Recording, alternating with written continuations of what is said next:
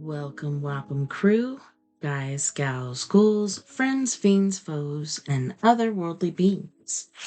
Let's climb aboard the mothership, secure our tinfoil hats, buckle down tight, and hold on loosely as we soar over the rocky tops of the La Platas on a rocky mountain high, get sucked into the vortex of the Four Corners, and settle down snugly at mile marker 420 in colorful Colorado. I'm your ghostess with the mostest, TessaTNT, and I am broadcasting this evening from the Mile High Clubhouse. Good morning, good afternoon, and good evening to you. And thanks so much for coming by and hanging out. It's awesome to have you, and I'm glad you're here. I hope you've been enjoying the show recently. Stephen King's been really good. I was tempted to read some more from him today, but, I don't want to overdo it with that, so... yeah, if you guys want to listen in your free time, whether you're working it or working out, you can find me on Spreaker.com, of course, and wherever you listen to your broadcasts and podcasts. Don't forget about our YouTube. Go on over there. We are Paradox Media, and we got some live videos over there as well as recorded shows, etc. Like if the sound doesn't turn out over here, always go on YouTube and check there too, because the sound is always different on each one for some reason. So today we are doing Reddit, and I was looking for like family Christmas drama, because the holidays are the craziest time of year for families. So I did find a few things, and I know I can relate, and a lot of you out there can relate. But let's see. I also want to make sure that the background music isn't too loud. Let me turn it down a smidge more, eh?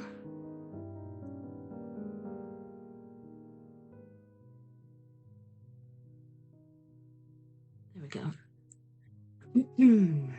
Alrighty. This is under Reddit Family Drama by user Massive-Quarter 1990. I blew up my family's Thanksgiving dinner, and some of them still haven't forgiven me. Was I a terrible person when I called out my cousin for buying me fake diamond earrings at Thanksgiving dinner? My family hates me, and I really needed advice. Okay, hi. So I don't really post on Reddit. I'm mainly just a lurker for school and study advice, but I'm honestly at such a loss for what to do that I need help. This story happened 2 weeks ago at Thanksgiving dinner, but some of my family is still pissed at me for it. So for background, I am a 26-year-old woman in my second year of med school who just got engaged to my fiance, who is a 28-year-old man, Chris. He is in his second year of residency. About a week before Thanksgiving, he proposed. He proposed with his grandmother's old engagement ring. Nothing big or fancy, and I love it. He promised that once he finished his residency and started making good money, he would buy me a new one, but I honestly don't even care. Anyway, so my birthday was a few weeks before Thanksgiving, November 4th, and my cousin, 25-year-old girl, Catherine, bought me a massive pair of diamond earrings. However, she forgot to take the tag off, and I saw that they were from Shein. Also, they were obviously plastic, but she claimed they were real diamond. That's fine, I really didn't care. I only wear one pair of earrings anyway, so I just said thank you, hugged her, and then moved on. Anyways, at Thanksgiving, I was showing off my ring to the entire family. I come from an extremely wealthy family, and they don't like Chris because they don't think he makes enough. And also, he just is very different from them.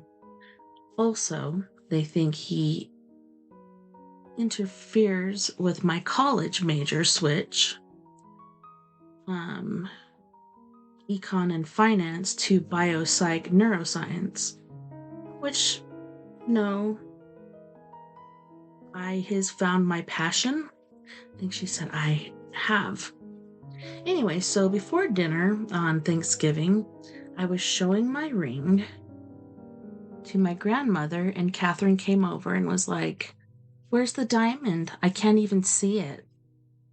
Chris was right there, and he squeezed my hand because he knows how worked up I'll get, but I just pointed to the diamond and said, it's right there. My aunt just laughed and was like, "I need my glasses to see that." I just brushed it off because I really tried to avoid confrontation, but it still pissed me off. They're always nagging on him and criticizing him just because he's not in business like all of them.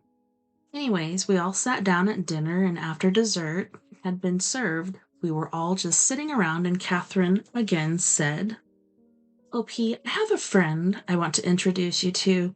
He's a real man who will actually treat you right and spoil you like you deserve. Like, honestly, even I got you a bigger set of diamonds than some people." And then she laughed. My aunt laughed along with her, but everyone else kind of just looked stunned. Chris tried to squeeze my hand again because he knows me so well, but honestly, I was so done. I looked across the table at her and said, "Well, at least it's a real diamond, unlike the 50-cent pieces of trash that you got me for my birthday." Literally everyone was stunned silent.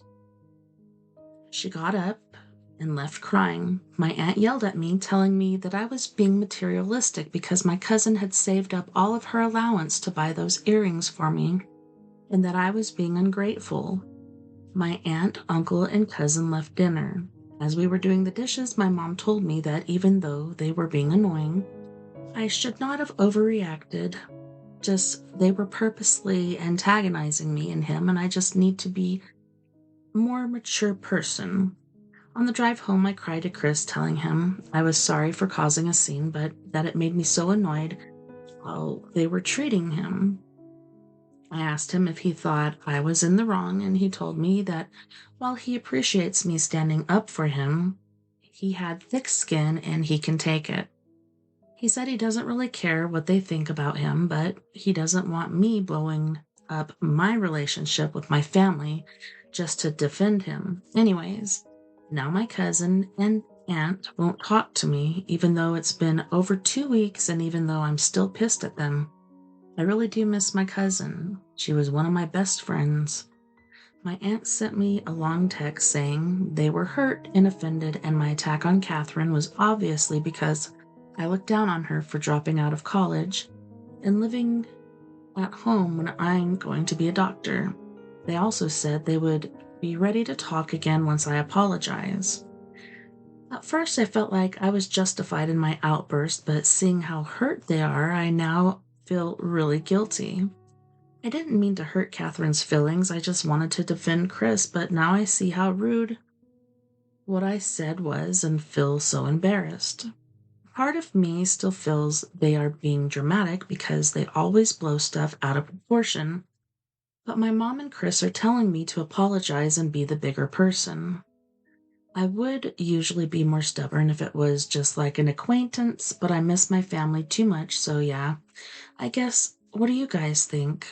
Should I just suck it up and apologize? I just feel like I can't let this keep happening. Which is true, and I don't think you were out of line. Yeah, she got embarrassed, but she shouldn't have been talking shit. Um, you know? So, yeah, I don't know. Apologize to her if that's what it takes to have your family back, but I don't think that you are the asshole or you need to apologize.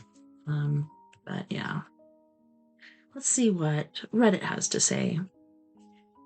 Big Bar 5332 said, "Why would you apologize when they spend all their time putting your fiance down?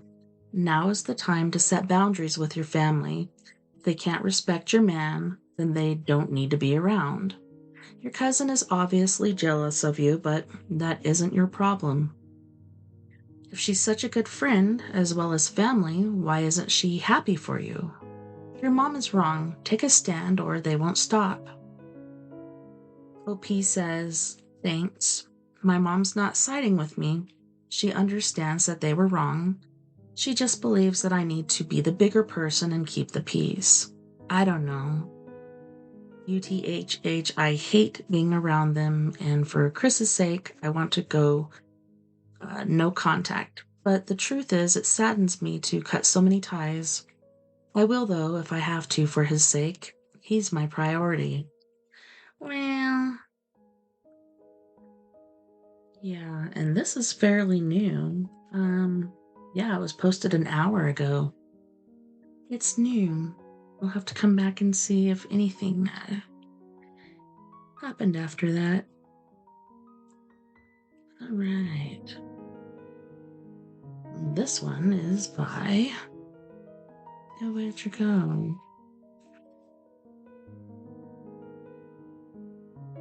Zealous Ideal Bit 3632. Am I the asshole for not wanting to go to my family's Thanksgiving dinner this weekend? Am I the asshole? I, 29 female, am not wanting to go to my family's Thanksgiving dinner this year. A little bit of a backstory. I am the black sheep of my family, never understood, never taken into consideration, which has caused a strain on my relationship with them. I am currently battling stage 2 ovarian cancer and dealing with a lot mentally at the same time. I have told my family about the battle I am going through, such as doctor appointments, treatments, etc., and have not bothered to check on me at all. I am the one initiating the conversation on it just to keep them updated, but get cut off every time with their conversations about my sister Tanya, 26. With that said, I am not fighting this alone. My boyfriend Nate, 29, has been a huge support for me and has been my rock through it all. I guess my biggest issue with all of it is, why should I go if they continue to prove to me every day that I will forever live on the back burner of the family? Well, first of all, there's going to be a lot of good food, hopefully. And, it's family, life is short. You don't always get as much time with the people you love as you'd really like. So, yeah. I know you don't want to go. I know it's not going to be the best, but you can always leave. Oh, well, I got to go to another Thanksgiving I was invited to, but good to see you guys and then go on your merry way. But I don't think you're the asshole. I think there's a lot of people that feel that way, but just because you're the black sheep, I don't know. I would still go. All right, let's see what Reddit has to say. Undebatable Mom said, don't go. Do what makes you happy. Dizzy Jones 294 says, you are fighting cancer. You need every ounce of strength you have. That includes physically, mentally, and emotionally to fight this. You don't need to waste any of it on people who can't even pick up the phone and check on you, take care of you. They certainly won't. And that's the sad part too, I don't know. If my family member had cancer, I don't know. I feel like I would do everything I could in my power to help them out, go shopping for them, because going out and getting groceries is pretty dangerous when you're compromised. But yeah, it really sucks. I don't understand what is wrong with them, why they're not coming to see you. But yeah, maybe it's best to stay home too. I don't know. Medical Temperature 4 said, you have something very serious that you are going through at the moment. The last thing you need is to be anywhere near a toxic environment. I know it's family, however, it's not the one you deserve. Take time to preserve your energy for being around people who take you into consideration and not make you feel as if it's a chore. As you've stated, you're carrying the emotional load and the conversation. They're continuing to show you that you don't matter, but I can guarantee you they'd be front and center if something were to happen for the purpose of saving face only. Use this season in your life to start being selfish and being super protective over yourself. This will make it easier to implement boundaries and sticking to your decisions and not being left to feel like a doormat. Don't say anything, just slowly remove yourself and stop reaching out. It will tell you how much of an effort you need to contribute going forward. Best of luck to you, and here's to a speedy recovery, clean bill of health, and endless joy and happiness going forward. Awesome. So yeah, that's a lot of good advice there. The Chirp Forest said, don't go. Melted Pot said, not the asshole, you have enough to deal with.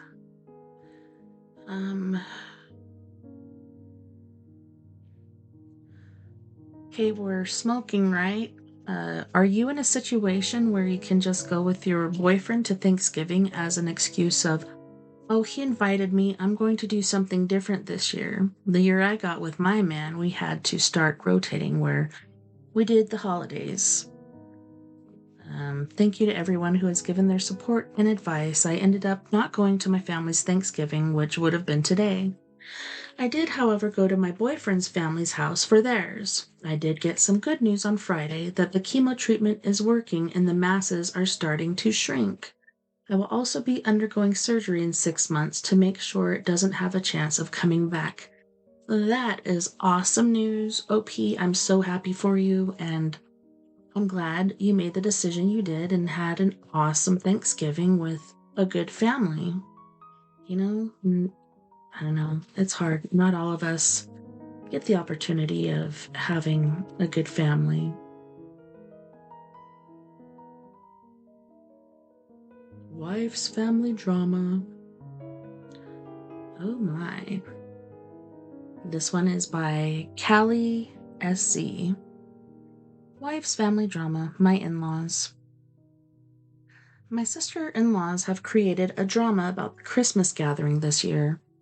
My wife and I, along with my 3 kids, live with my mom. Since my wife's sister, they both have their own homes with their husbands and kids, had an issue with hosting. I told my wifey they could come to our house. And my mom, who owns the house, was okay with it. I gave a time of 11 a.m. to 2:30 p.m., which I feel is plenty of time to greet people, eat, exchange gifts, and talk. Both my sister-in-laws say that's too short of a window. That is pretty short. I have been with my wife since 2005. I saw her sisters grow up as teenagers into their adult life. They always have to have things their way, or they play victim or made to feel insignificant. Meanwhile, they rarely invited my wife to anything that they would do together. My wife is the oldest, the middle one is 3 years younger, and the youngest is 6 years younger than my wife. Whenever the middle one hosts an event, her kids are rude to my kids, and there are so many rules about being at their house. The only one I understand is that their oldest daughter has celiac, so there can't be any gluten foods at their place, and I respect that. Her kids never let my kids play with any toys at their house, and if they do, they can only play the way they say. When they all go out in the backyard, the 3 of her kids exclude my oldest son and don't play with them. I also don't like being there listening to soft Christian music or whatever Jack Johnson garbage they have playing all day. When their kids are rude to my kids, they don't do anything about it. They have this, well, if he doesn't feel sorry or want to share, he doesn't have to. Okay, cool. You don't want to share or play with my kids? Then why am I bringing my kids over? The youngest one doesn't have the space at her place. My time window is during her kids' nap time, so she's not happy about that.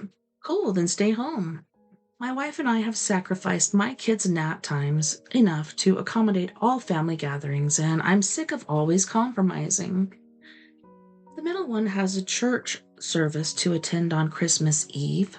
She said that she can host only if we do an evening party after their church service. That would be after 5 p.m. My kids go to bed at 7:30 p.m. I have compromised enough times and don't like dealing with the overtired kids the next day. Been there, done that, I'm done with it. The middle one had kids first. When she had her daughter, everyone had to work around their schedule for gatherings. Then we had our son 8 weeks after their second child, also a son. Then her excuse for things was, I know you have a kid, but we have two to worry about, so things have to work like this. I'm tired of it. My wife doesn't like arguing or getting into confrontations, but I have no problem with speaking up about these things. The two of them had a long argument with each other in their sister's WhatsApp group. Then my wife spoke her piece, and they both played victim again. I want to cancel the Christmas Eve with them. I prefer to only spend time with my wife and kids. Anyone want to offer anything constructive or bash me? Please feel free. Thanks for reading. I don't know. I mean, it's your house and your time and your family. If you don't want them over and it's just a contentious day with holier than thou people, I don't think you're the asshole. I think you're just at the end of your rope and tired of the BS, and good for you for standing up for yourself and your family. Unbeatable Mom says sometimes it is necessary to step back and exclude people for your own peace or set boundaries. This is the time that works for us. If you can't make it, you will be missed. I appreciate your input. This is how I feel. Dizzy Jones 294 says, it's very evident you hate these people and are only doing this to placate your wife. The time window you gave is extremely short to exchange gifts. Just don't host. You are looking for a fight or something to be upset about. The kids don't get along anyway, so just don't. OP said, I would love to hear your explanation on how I'm looking for a fight. I'm not going to lie. I do not like them. I don't want to have them over. I'm doing it for my wife. I've never hid the fact that I don't like them. Since we all had kids, the gift exchange is only for the kids. The kids do a secret Santa. There are 9 kids, so with one gift each kid, I thought 3.5 hours was enough. They claimed it wasn't, so we bumped it 4.5 hours. By the way, the secret Santa wasn't our idea. I love buying Christmas gifts for my nieces and nephews. Alright. Well, I think you got a lot of good answers there, so hopefully that helps.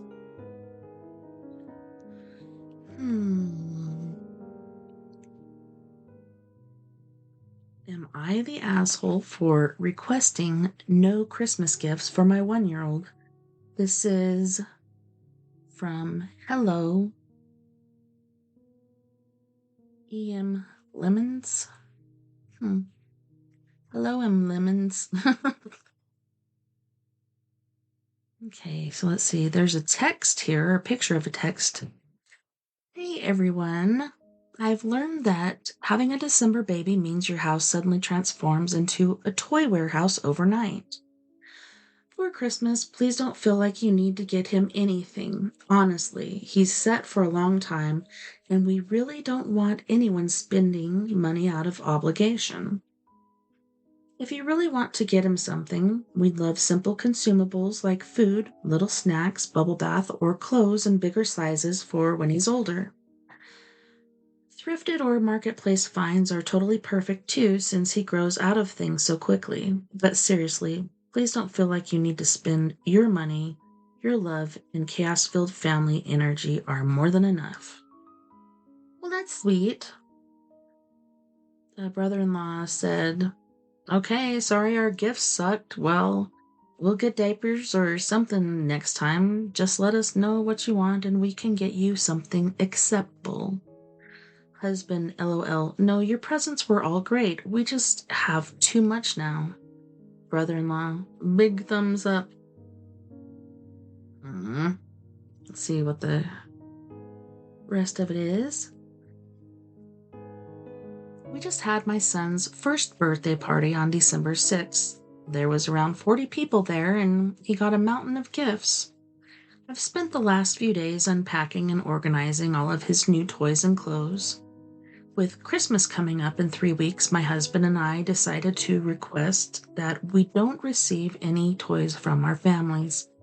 In the first screenshot, you can see the message I sent to both of our family group chats. The second screenshot is the response from my husband's brother-in-law. Please tell me, am I the asshole for requesting no toys? I can't get this interaction off of my mind. Careful Macaroon says, 100% not the asshole. If I had a child born on December 6th or close to Christmas, I'd make the same request.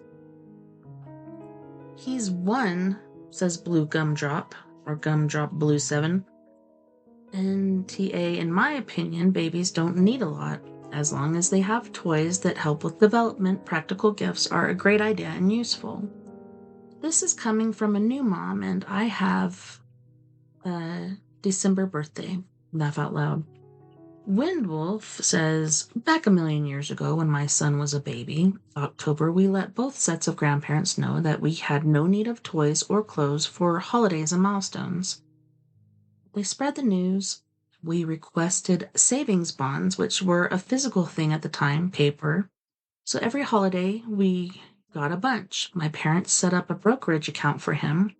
When he graduated high school, he had a few thousand for a road trip with friends and a lot left over. His brokerage account is now in the mid-5-figure range. We are not a wealthy family, but it adds up over the years. I also think of it in terms of how much plastic and crap was kept out of landfills. He'll always remember his trip with his friends. He has few memories of toys he had.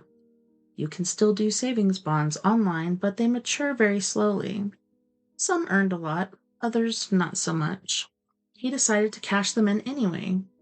Edit, not the asshole. Talk to the grandparents. Step inside my mind pod said, not the asshole. Your brother-in-law is, though, defensive much? After reading and rereading your initial text, my first reaction was laughter because, as the parent of my mother's first grandchild, I remember spending 3 hours cleaning up wrapping paper and breaking down boxes and trying to figure out where to put all the toys in our one-bedroom apartment. I totally get it. Also, it's not like you pointedly said to brother-in-law that he gifted your child too many toys. He needs to get over himself. Does he always make things about him? Was his response the only snarky one? You continue to be a good mom and tell brother-in-law to go pound sand. In a kind way, if that's how you want to say it. OP said, thank you for your response. I honestly still haven't finished organizing his gifts. Funnily enough, the wrapping paper and boxes is what he has been playing with the most. I know, babies love that stuff. It's crazy. They like the box more than they like the toys. It's so funny. It's kind of like a cat. Babies with or without fur, we just can't win. That's right. My sister said no toys, so I'm getting my experiences. Music class, storybook gardens, family passes, etc. Iseldra said, brother-in-law needs to grow up. You are not the asshole. So everybody's on the same page here. You're not the asshole. He needs to grow up and get over himself. Quit having a pity party. You're bar anonymous. Okay, this one says, my auntie and mom keep messing up my cousin's name with my name and my name with my cousin's name. They don't know that it bothers me. Hi Reddit, my name is Emma, and this is exactly how it sounds. I know I'm not alone here because I've seen skits about it on Facebook and Instagram. I just don't know if I'm in the wrong for being annoyed about this. I'm 19 and living with my mom. We live close to my auntie and cousin, who is 6, female, but we'll call her Isabella for the sake of this post. I don't want to post her real name for privacy reasons. 4 of us have been close for years. Even before my cousin was born, we were all close and we still are, but it really annoys me that my mom and auntie have started mixing up our names, to be honest. My auntie does it more than my mom, and at first I thought it was an accident, but now it feels like you're doing it on badness. For example, the 4 of us can be sat at the table eating lunch, and my cousin will start playing with her food, so my auntie will say, "Emma, stop playing with your food." I'll be like, "What?" Really confused, and then my auntie will say, "No, the other one." Another example is my auntie saying, "Emma, go to bed," and when I give her funny look knowing she means Isabella, then she says, "Not you, Emma. No, I mean Isabella, go to bed." They get our names mixed up vice versa all the time. It's happening more and more, and it's really bothering me now. To make it clearer, my cousin and I don't even look alike. The only thing we have in common looks-wise is our jet black hair. We have different skin tones, different eye colors, different face shapes, and different tastes in fashion. Our names are nowhere near the same either, Emma and Isabel. They even have different syllables, and one's your kid and one's not. Emma, 2 syllables. Isabella, 4 syllables. Plus, I would have thought my family would have my name in their heads by now. I'm 14 years older than my cousin. That's 14 of just knowing Emma before Isabel. And I know my mom would be mortified if I called her my auntie's name, so why does she keep calling me Isabella? Personally, I think it's rude and disrespectful. We all know that my name is Emma. It has been for the last 19 years, and I'm still being called the wrong name. So, am I in the wrong for being annoyed by this? And should I tell my family it is pestering me? If so, how? I don't think you're in the wrong. It is annoying, but I do the same thing. I have 4 kids. My second oldest and my youngest look exactly like each other. Like, my 10-year-old looks exactly like my 21-year-old did at that age. So it's just, I'll call one Lily and one, Nova, and then I'll be like, shh. Sometimes I don't realize it, but yeah, it's just because she's like a little version of her bigger sister. So it's not that I'm trying to be mean. It's just, I don't know, unintentional. Glitter Pear said, "You're not in the wrong, but honestly, it's likely unintentional.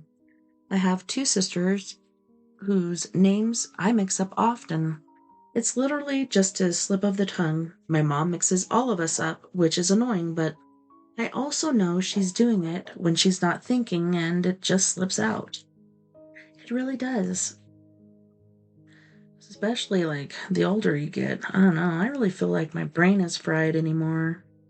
Is it because of all these solar flares? I don't know. Is it because I'm getting older? Who knows? Maybe it's a combo. It's hard to say at this point. Plain Expression 635. Hi. Sister-in-law is mad I'm getting married the same year as her. Oh no, you can't do that. No. Bet you missed me, huh? Just kidding. You didn't even know I was gone. That's what's so nice about pre-records. Okay, so this is by plain-expression-635. Hi. Okay. Son-in-law is mad I'm getting married the same year as her. Or sister-in-law. Sorry. Hi, Reddit. I, 25 female, am getting married to my fiance B, 26 male. We've been together since May 2017 and engaged since June 2020. His sister K, 23 female, is engaged to J, 22 male. They started dating in October 2019 and got engaged in December 2024. Timeline/context. Since last Christmas 2024 and throughout summer 2025, B and I have been openly telling family we were aiming for a summer 2026 wedding. We didn't have a locked date yet, but a lot of people knew that was our plan and timeline. After Kay got engaged in December 2024, she repeatedly said she wanted a destination wedding in Hawaii and that they were waiting to save up for it. This was the understanding both we and her dad's side of the family had for months. Around August/September 2025, Kay quietly changed plans to have a very casual wedding at her Grandpa G's property, basically a backyard-style wedding. That is totally her choice, and I'm not judging the style. What matters is she didn't communicate the change to us. In October 2025, B and I officially booked and announced our date, July 25th, and moved it to August 8th, 2026 to give her extra time after we found out how close she planned hers. In Montana, destination wedding, important detail. We announced after she had apparently chosen her date, but she hadn't told anyone or announced it yet. We did not know her date was set when we picked ours. Later we found out her date is June 27, 2026 at G's. So yes, same summer, different months. Hers is early and ours is more than a month later. There's no overlap in weekends or travel. The conflict? After we announced our date, Kay went to her mom and B saying, "We've waited this long, so clearly our relationship isn't serious and we're rushing into marriage. We must have chosen summer 2026 only because she did, so we're copying her. Our relationship isn't real because I've sometimes called B my boyfriend on TikTok instead of fiancé. I've been saying boyfriend for years and slipped up." She dug through my social media and said I never wore my engagement ring until after she got engaged, implying I was trying to compete with her. I showed photos proving I wore my ring long before her engagement. Also, I don't wear my ring every day because I work with kids, run around the community, swim, hike a lot, and I don't want to risk losing it. None of that means my relationship is fake. I messaged Kay directly and said that what hurt most was her invalidating the seriousness of our relationship and rewriting the timeline. She and her mom still insist I'm copying her and keep telling us to imagine the roles reversed. But that's what's frustrating. She's accusing me of doing the exact thing she did. We said summer 2026 first. She changed her plan into summer without telling us. And now she's acting like we stole it. Extra drama/receipts. Thanksgiving 2025, we were at Kay's dad's house. Later, Kay claimed she left crying because I talked shit about her wedding there. Her dad later confirmed in a group chat that I was not even brought up and that Kay and Jay left in a perfectly good mood. The only thing I said at his house was that her wedding was at G's property. Her dad's family reacted on their own, saying they're surprised she's doing a casual backyard wedding when they thought she was saving for Hawaii, and some said they'd rather go to our Montana wedding. I didn't say anything negative. Those were their opinions, not mine. Multiple people on her dad's side also said they weren't shocked our wedding was summer 2026 because we'd talked about it for a long time. They were surprised she suddenly changed plans so quickly. Again, I didn't cause that, and it's just what people observed. Now B is stuck in the middle. His mom is a peacemaker usually, but says she sees Kay's side and that we should picture being in her shoes. Kay is always treated like a princess, and family walks on eggshells around her. If you didn't pick that up yet, but from my perspective, Kay is the one who changed plans into our already stated summer. and is now trying to paint herself as the victim and me as the copycat. B is really hurt by how this is playing out, especially because our intent was to avoid conflict, not create it. Am I the asshole for planning my wedding in the same summer as sister-in-law, even though I have been engaged 4 years longer? I don't think so. And like you said, she changed the date so many times. I don't know. And I think the mom's probably done this all of B's life, so he's probably used to it. And man, that's messed up. Reese Queenton said, "Not the asshole. It's not like it's the same day. Hell, it's not even the same month. I just wouldn't even think twice about it. Plan your wedding and don't give her any more details. She seems like she would steal your ideas." Seriously, I bet she would. BMW 5986 said, "Not the asshole. Sister-in-law is the one causing all the problems here. She sounds immature, insecure, and jealous. Personally, I would ignore her entirely. Let her talk. She desperately wants to live rent-free in you and your fiancé's heads. Don't let her. Give limited information about your wedding beyond what would be on the invite. This way she can't steal your ideas and claim you copied her wedding." Material Lie said, "Not the asshole. It is your wedding and you are allowed to have it when you want. As it is, it's a different month and does not cause any conflicting overlap. You cannot cater to everyone's needs and wants. You need to do what's best for you and your fiancé." Stock Mountain said, "Your fiancé is not stuck in the middle. Wants to decide to build a life with you. You became his primary family, therefore he should be defending you and your choices." Yes, and some men just don't get that. And they put their primary family, the one they came from, before the wife, although she's supposed to be number one priority.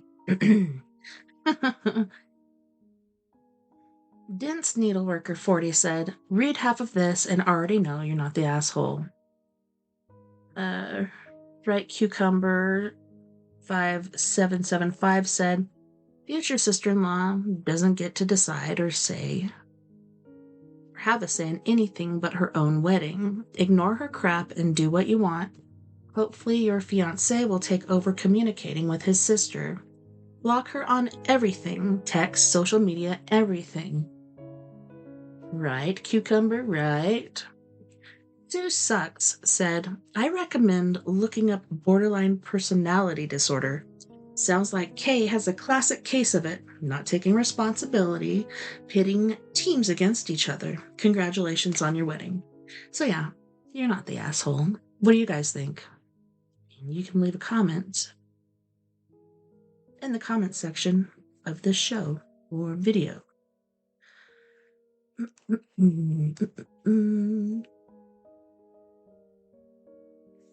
See how much time we have before we have to go to break.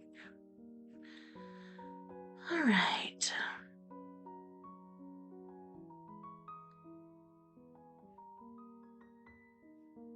Yeah, that's the one we just read. I was like, holy crap. No Department 5463. Am I the asshole lying about Santa Claus?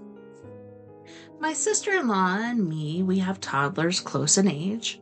As Christmas comes up, they want us to tell their kid that the gift we bought them was left by Santa Claus at our house the night before. I don't plan to lie about Christmas and stuff, so I said, yeah, we can do that if she wants us to, but I don't want that for our kid. So we will tell our kid that we bought them the gift, etc. Now, my sister-in-law is a bit mad. She wants to keep up the traditions and is scared our kid might tell their kid the truth and destroy Christmas magic for them. I don't know. I'm a bit annoyed about this whole drama. I want to do for our kid what feels right for us. She can do whatever she wants. Am I the a-hole now? I don't know. Just tell your kid. not to tell the other kid, but if they get in a fight, they might. I don't know. For the sake of their kid, I would say, hey, look what Santa left at our house. But yeah, tell the other kid not to say anything. Hopefully they wouldn't, but I don't know. If you get caught in a lie, you can always blame it on their mom. Somewhere Mammoth says, I'm confused, so what she actually wants is you to buy the Santa gift? Because usually parents buy the Santa gifts. Aunts, uncles may buy a gift for nieces, nephews, but it comes from them. If you mean you aren't doing Santa with your child and sister-in-law is with hers, then you tell your kid that some families have fun pretending Santa brings gifts, and we let them do that, but in our family we don't. But we just smile and say cool when they talk about Santa, but again, that doesn't mean I'm financing Santa for different household because I'm not. OP said, I grew up the same way. Santa's gifts by my parents, and aunts and uncles did their own thing. However, she wants us to tell their child the things we gift are also by Santa. What the heck? That's ridiculous. That's the way my husband grew up. Never heard of that before. Oh, never heard of that. So does everyone go to everyone's house on Christmas, or is everyone bringing gifts from Santa to Grandma's house? Either way, I wouldn't be comfortable with that. Just had another thought. Was there a huge income disparity in their family? Maybe they did that because Uncle Harvey, who never had kids, wanted to treat them and sold it as helping the magic? Still strange to me, but would make sense. Just work with Uncle Harvey. Yeah, the whole Santa thing and Easter Bunny and Tooth Fairy and stuff like that, like, I don't know. Some people are like, oh, it's a lie that you tell forever. It's just in fun, really.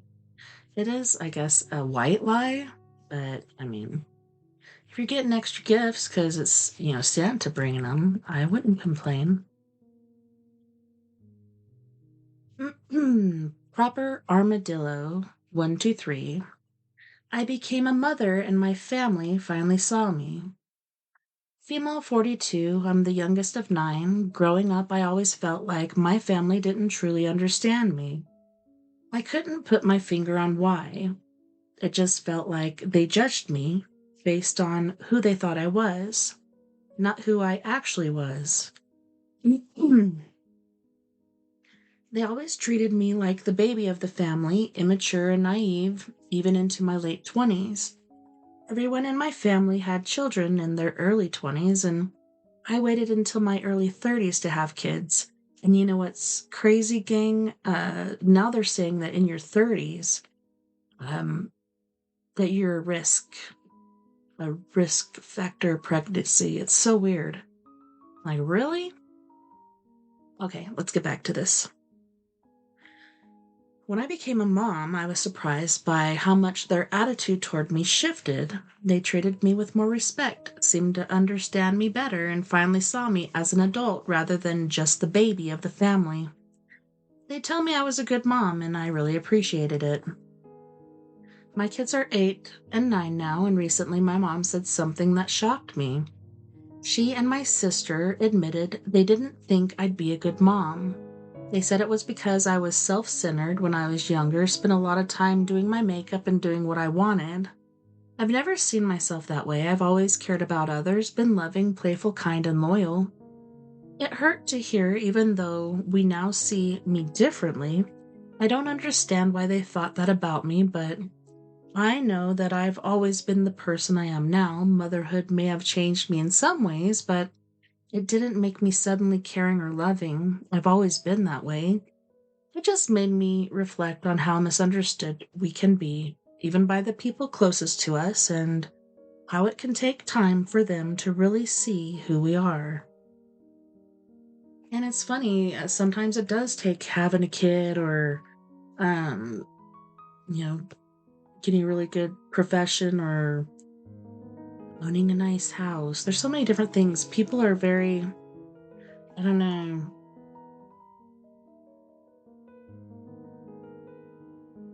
I can't think of the word, very materialistic and shallow. I don't know, but I'm glad your mom and your family finally saw you. That's messed up. Had to be 42. Holy shnikes.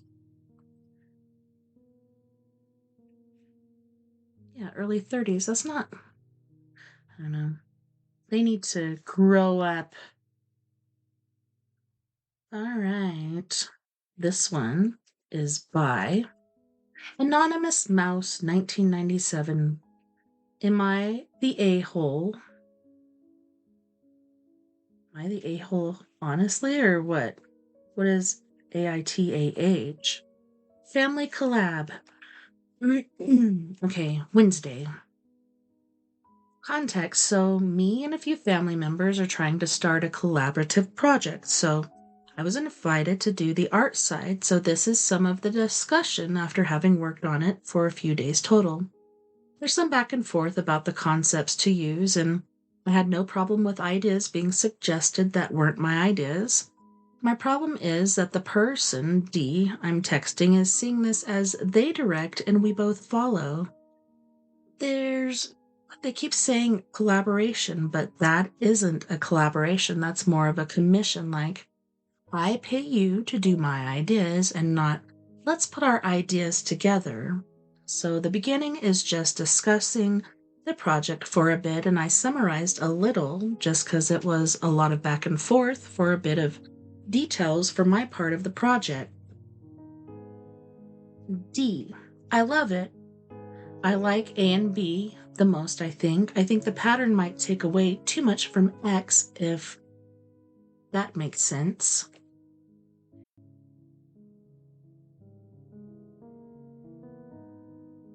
Me, name, likes the ones with patterns so that it's not a solid colored shirt and it looks more like a sweater and is more distinct. Me, he likes the bottom middle too. D, well, the whole thing is inherently distinct. That's kind of what I mean. I don't want the shirt to be most distinct than Project himself.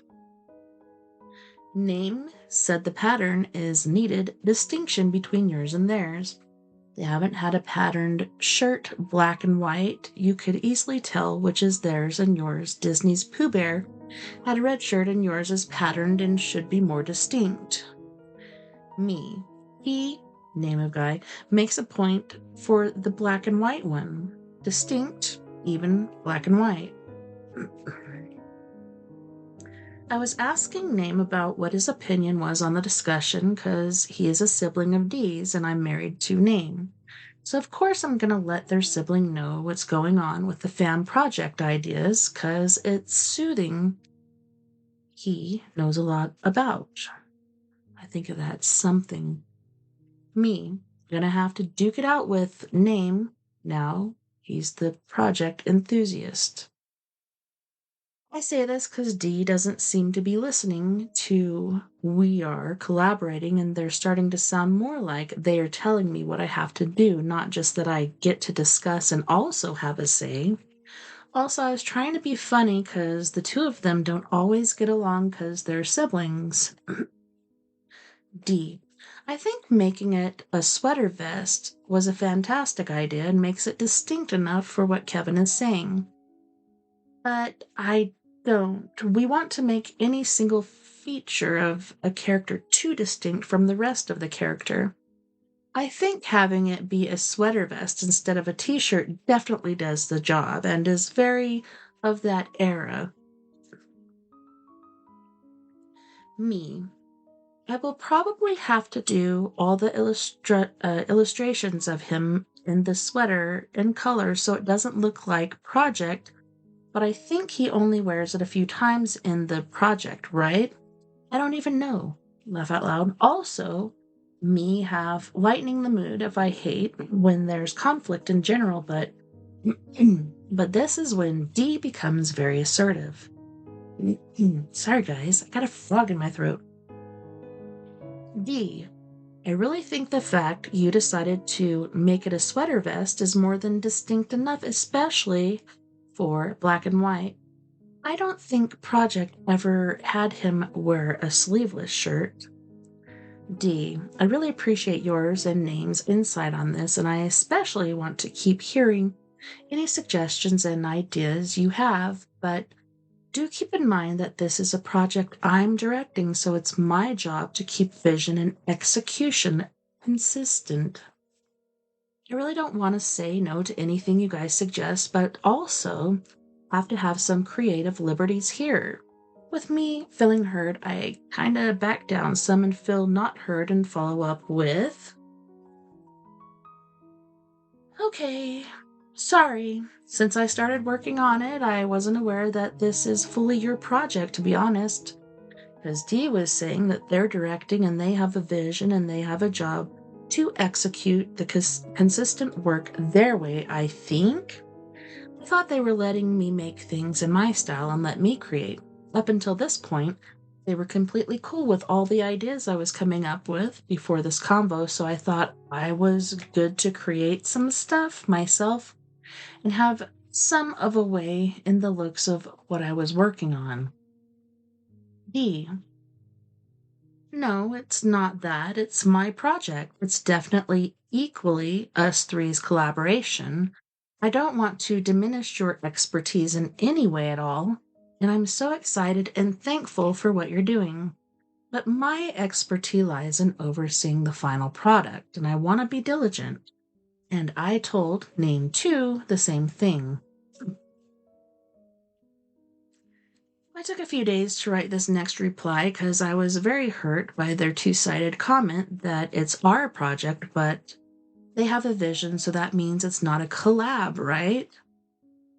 They let me do a bunch of my own ideas and I showed them. I guess they were silently thinking about what they were going to pick and choose from later, so I don't get a say in things, and that's not collaborative. So I didn't like how they were going about this in a way that they're acting like they hired me, but I was told I get to create and do my style.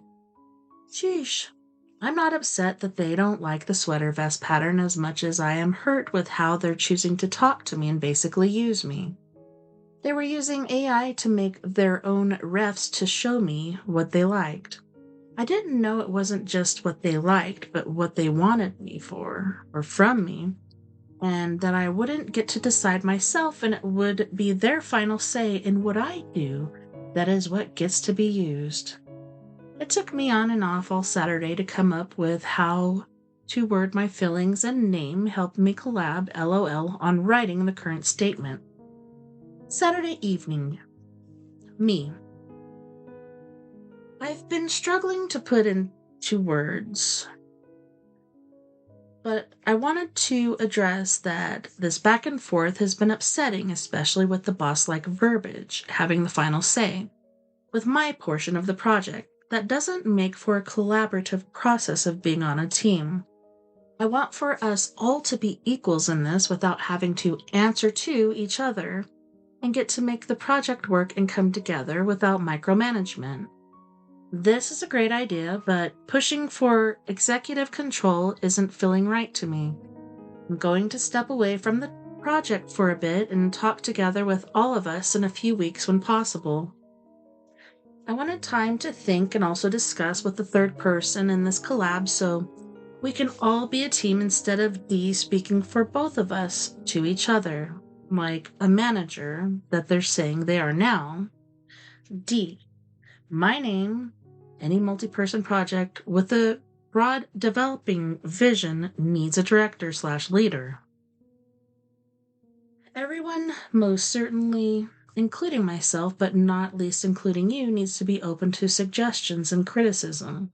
You saying that I can't give strong recommendations essentially takes away any creative liberties I have in the project in terms of what it looks like. We are creating something bigger than what either of us would be capable of doing individually for the sake of something new and unique. And the last thing I ever want to do is discourage your gift of artistry, but please don't discourage mine either by taking my eye for long-term vision as bossing and micromanaging you. I've actually asked practically nothing besides what the pictures should look like, overlaid of Dad, and a stripless shirt, and I'm sure there will be a couple more small things that I hope you would strongly consider, as I am also an artist in my own right. End of texting for now. So, am I in the wrong to think I would be having a say in what I make for my part of the collaboration, or was I assuming? This is a family member, and I'm just surprised they seem to think it's okay to talk down to me like that.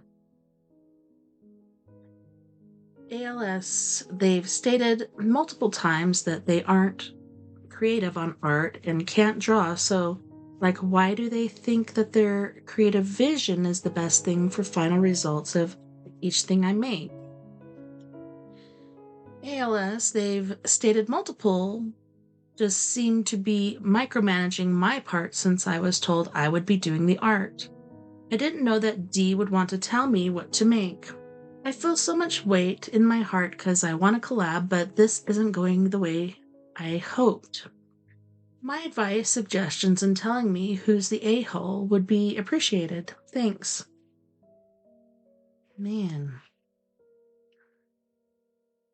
I don't know, it sounds like a big mess to me, but you could just do it the way you want to and, take different points of theirs and work it in there somehow.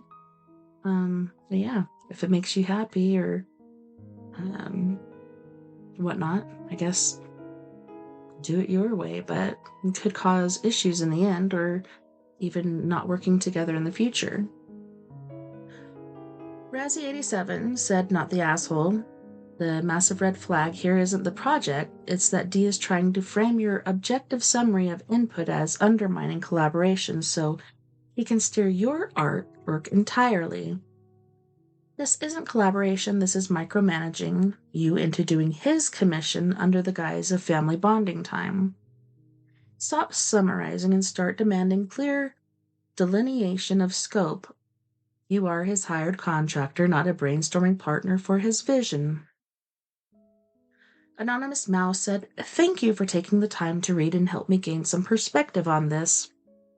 That's a better way of phrasing it and summarizing it than I was trying to put to words. Now I just gotta face them and try to understand what they want and how we can move forward.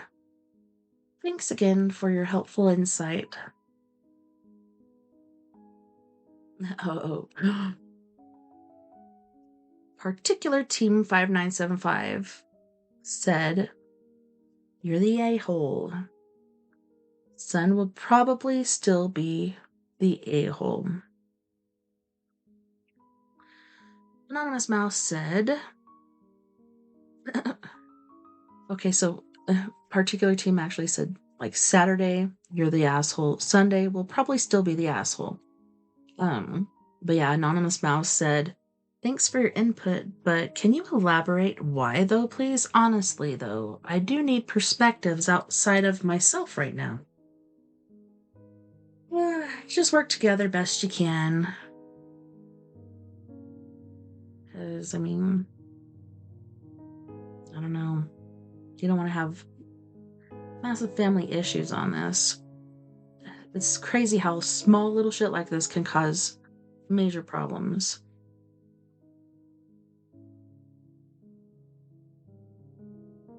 It's crazy that people are using AI on this platform these days. It's pretty funny. All right, guys, we're going to go to our first music break. On this break, we have the lovely and talented Miss Mia Savage from Phoenix, Arizona. We'll just say that. And she's going to be singing Your Skeleton, Our New Reality, Let Me Be Your Home, and Lemurian Crypto. Don't go anywhere. We'll be right back after this music break.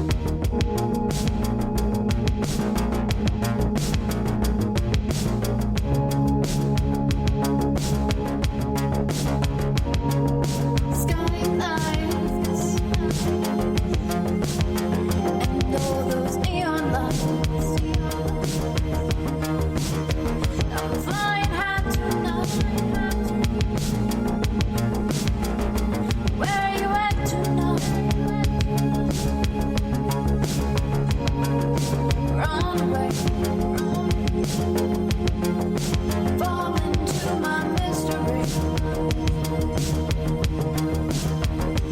Don't cry, baby, 'cause I don't cry.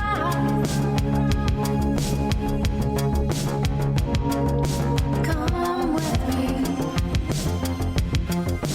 to our new reality. You don't need all the shit that he brings anymore. You're mine. You're mine. Tonight. You're mine.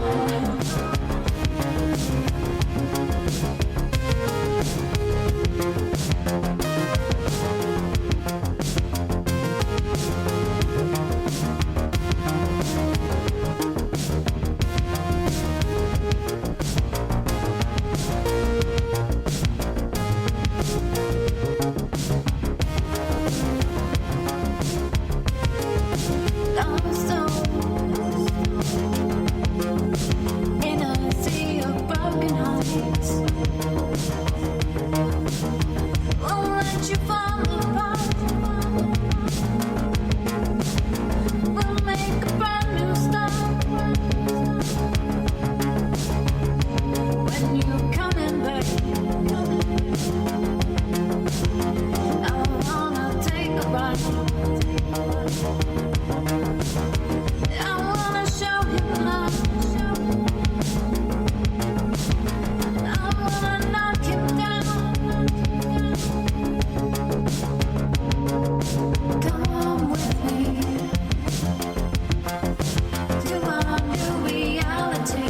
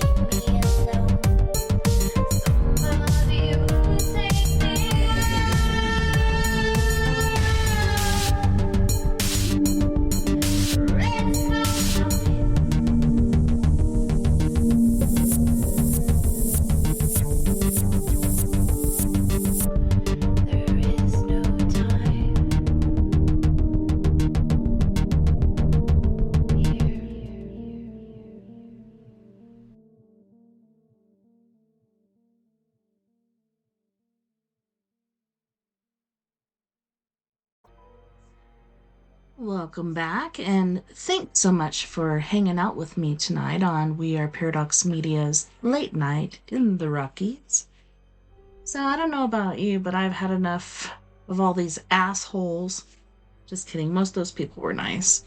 But I'd like to move on to a different topic.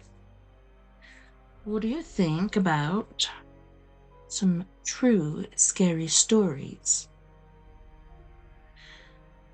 So this is Reddit, True Scary Stories, and this particular one is from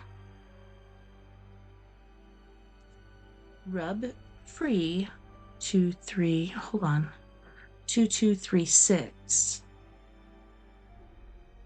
For some reason it took me to his page. I don't want to go there.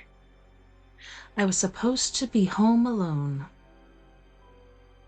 Strange. 7 years ago, my parents went away on a weekend trip. They were heading down to Louisiana for a wedding my cousins were having, and I didn't want to go with them because I had an important test at school, and I didn't want to make it up. I was a senior in high school at the time and was 18, so my parents didn't see anything wrong with me staying home alone for the weekend. I still get chills thinking about what happened. The first night they were gone was normal. I came home from working my evening shift job and started playing games with my boys. We played till about 1 or 2 that morning, and I went to bed excited about being able to sleep in that Saturday morning. Whenever I woke up Saturday morning, the day was pretty normal. I made a cup of coffee, drove to the store to get some energy drinks, the usual.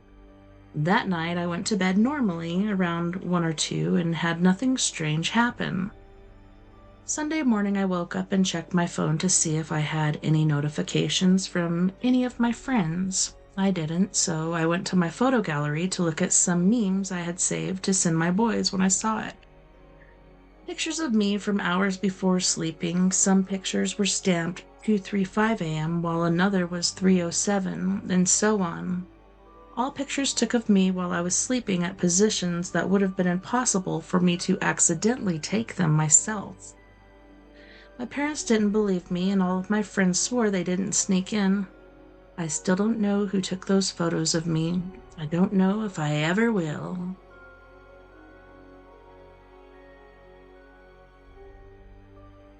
So, yeah, that's creepy. It's your boys, bro. Let's be honest. I don't know.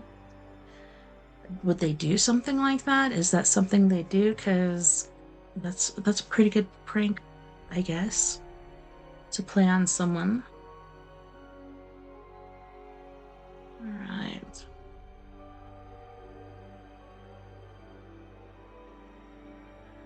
Godfather of Filth. Yeah, and I agree with this guy. I love reading the true stories on here, but yet for the last couple of weeks, this sub has been spammed with fake stories and idiots promoting their YouTube channels.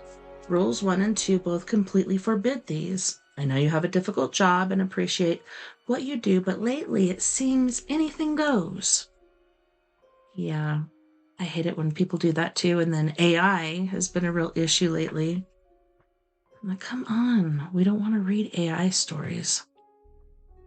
At least we don't have to listen to it in the AI voice.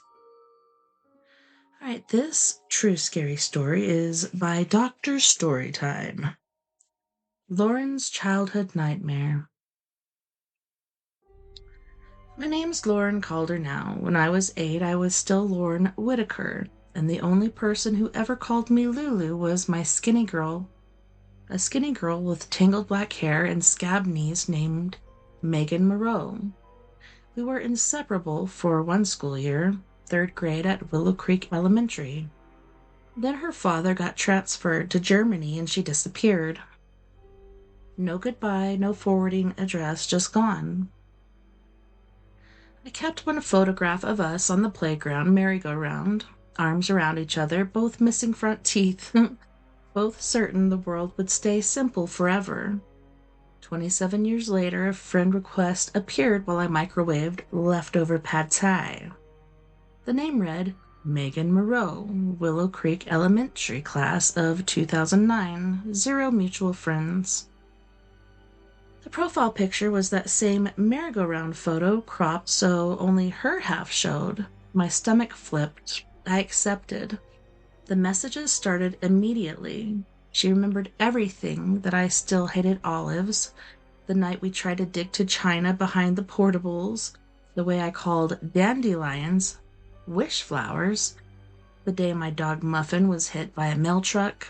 It felt warm at first, like someone handing me back pieces of myself I'd misplaced. Then the memories got too precise. She knew I still kept Mr. Flop, the gray bunny with one chewed ear, hidden in a box at the back of my closet. I'd never told anyone that, not even my ex-husband, not my therapist. She recalled the exact night I confessed it to her in my backyard tent, while thunder rolled overhead. She even knew the fort behind my old house had been torn down and replaced with beige townhouses. Though I'd never told her my married name, never mentioned I'd moved to Portland, never said the marriage had ended and I now lived alone above a vegan donut shop.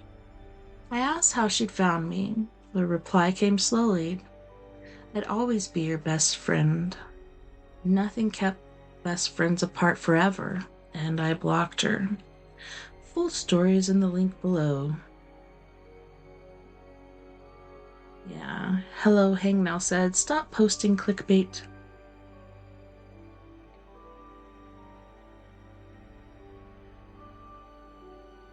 If it was real, that would be pretty creepy. Alright, this one is by user Vetter_Zahid0037. I woke up paralyzed with a demon in my room. True story. True sleep nightmare stories. Terrifying. Hey everyone. I want to share a terrifying experience that happened to me, which I recently talked about on my YouTube channel, Nightmare Paralysis. This is 100% true and still gives me chills whenever I think about it. One night I suddenly woke up in the middle of the night, but I couldn't move a muscle. I was completely paralyzed, unable to even scream for help. As I struggled to move, I noticed a dark, shadowy figure standing in the corner of my room. Its presence felt evil, almost demonic. The air felt heavy, and I could feel its eyes on me, watching me as I lay there helpless. I tried to convince myself it was just a nightmare, but everything felt so real. The fear, the pressure on my chest, and the sense that something truly evil was in the room with me. After what felt like an eternity, I was finally able to move, and the shadow disappeared. But the fear and confusion stayed with me for days. Has anyone else experienced something like this? Was it just sleep paralysis, or could it have been something more sinister? I'd love to hear your thoughts and similar stories. Stay safe and don't forget to check under your bed tonight. Yeah, nobody said anything. So I think this goes back to what the other guy was saying about people advertising their channels. But it was a good story. I mean, I've got really good stories of crap that happened to me. But I haven't even posted on here. And I know if I did post on here, I would advertise my channel. So maybe that's why I don't. Alright. Neighbor. This is by Hollow Diaries.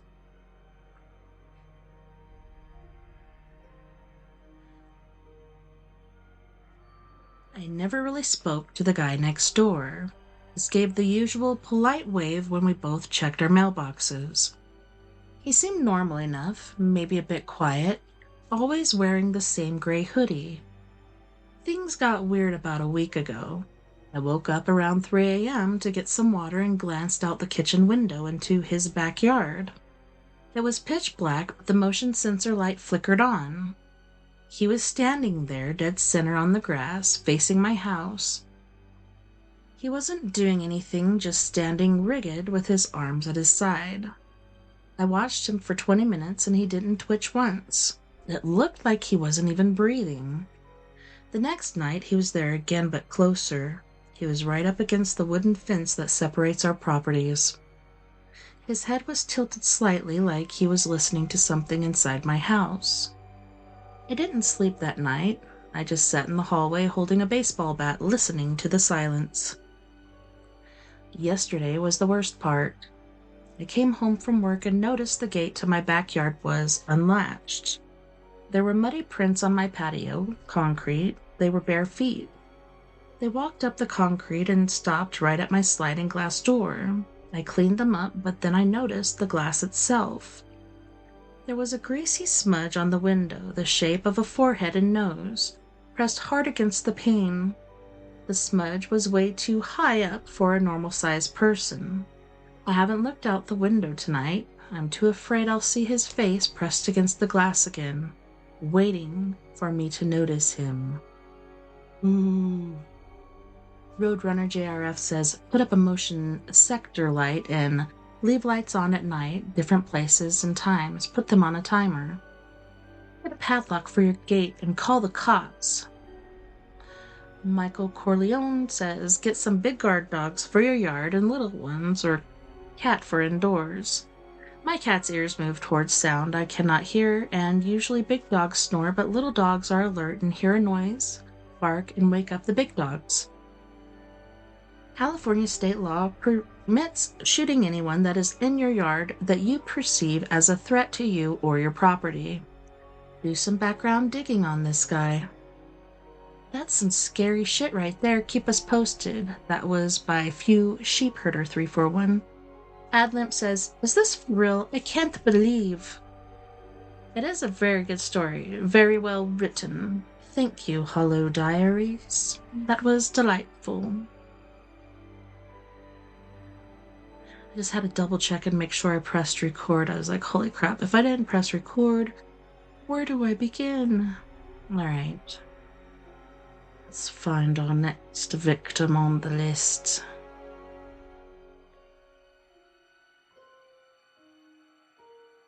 What? Ooh, stupid kids with the Ouija board. Oh.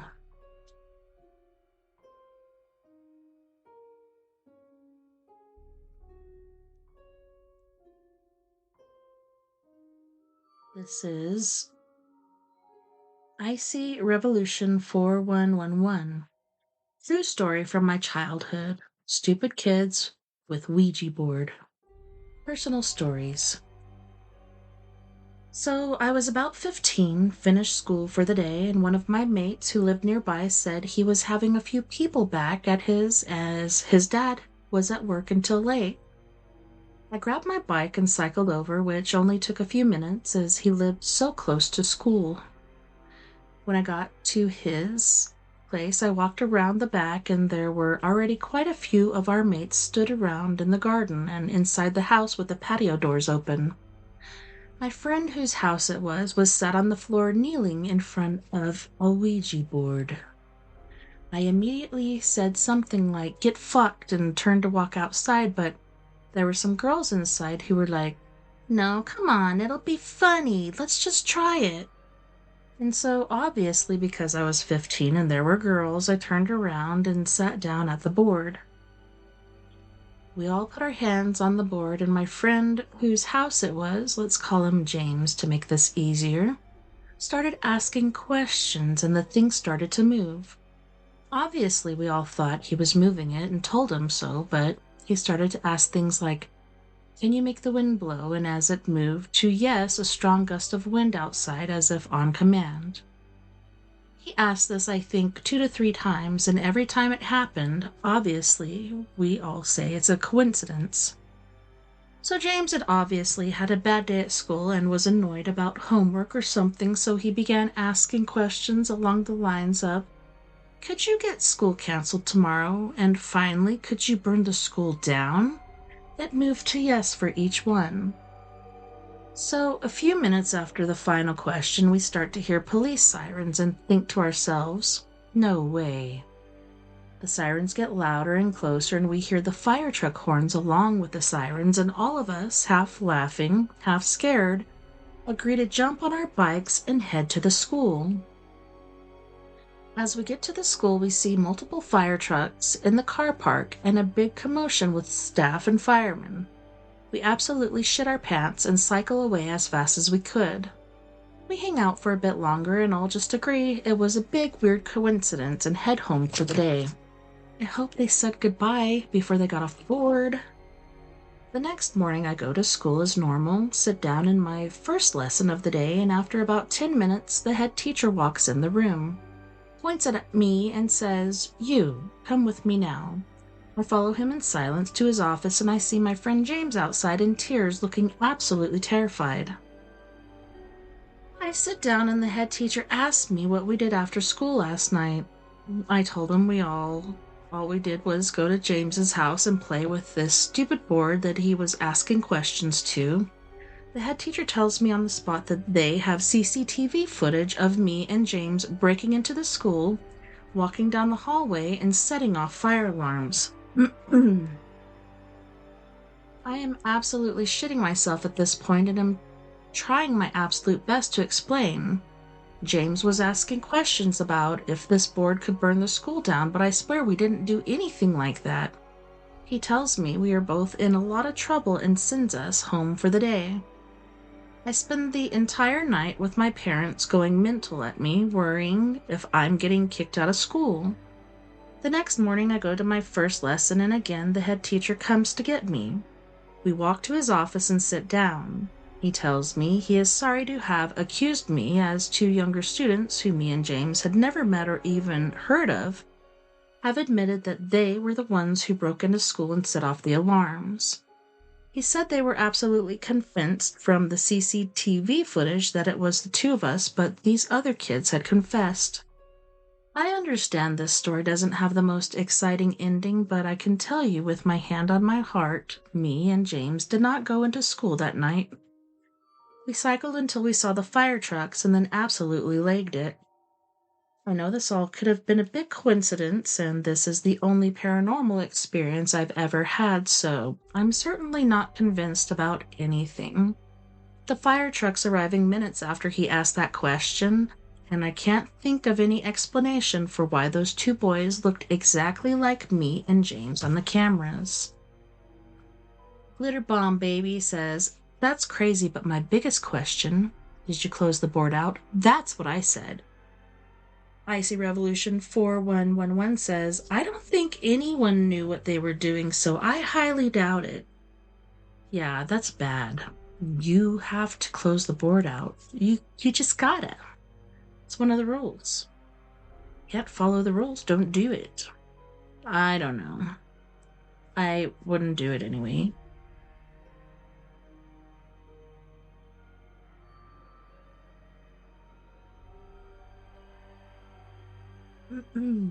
J Breeze K.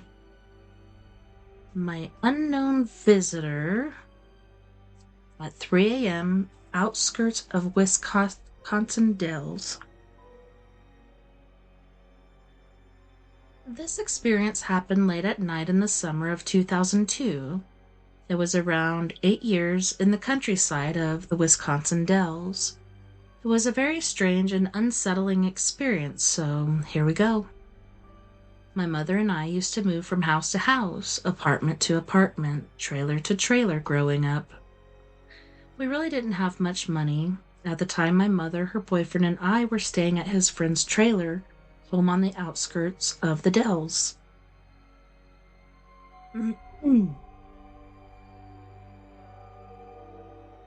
One night, my mother and her boyfriend stayed in a camper outside, and I stayed in the trailer with an older lady named Darlene.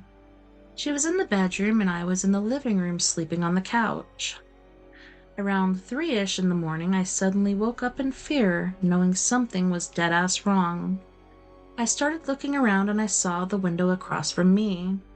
I kept seeing a red laser beam like one of those keychains Something kept telling me to get up and run into the bedroom where Darlene was.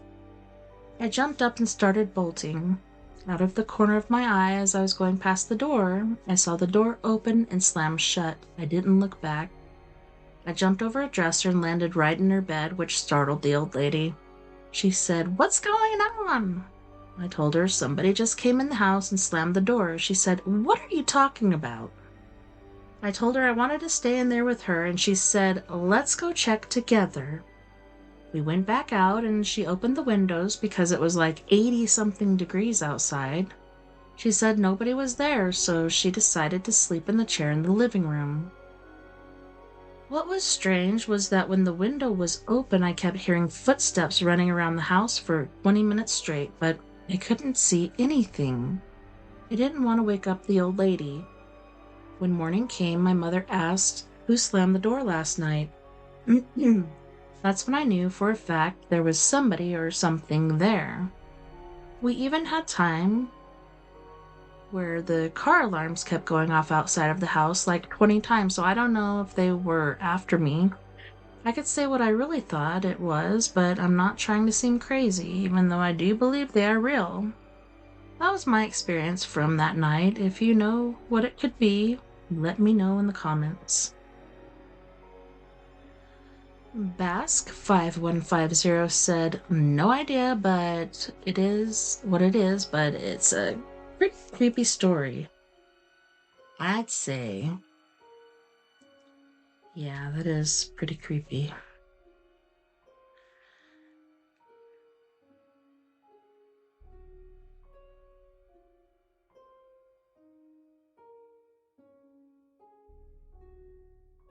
What pulled my foot at night?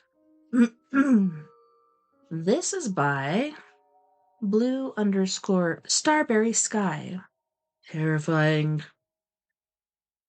About 10 years ago, I lived with my then boyfriend in a house his family owned. From the start, the place had a heavy, weird atmosphere I couldn't explain. His grandmother had collected various tribal artifacts, so the house was filled with masks and carved figures.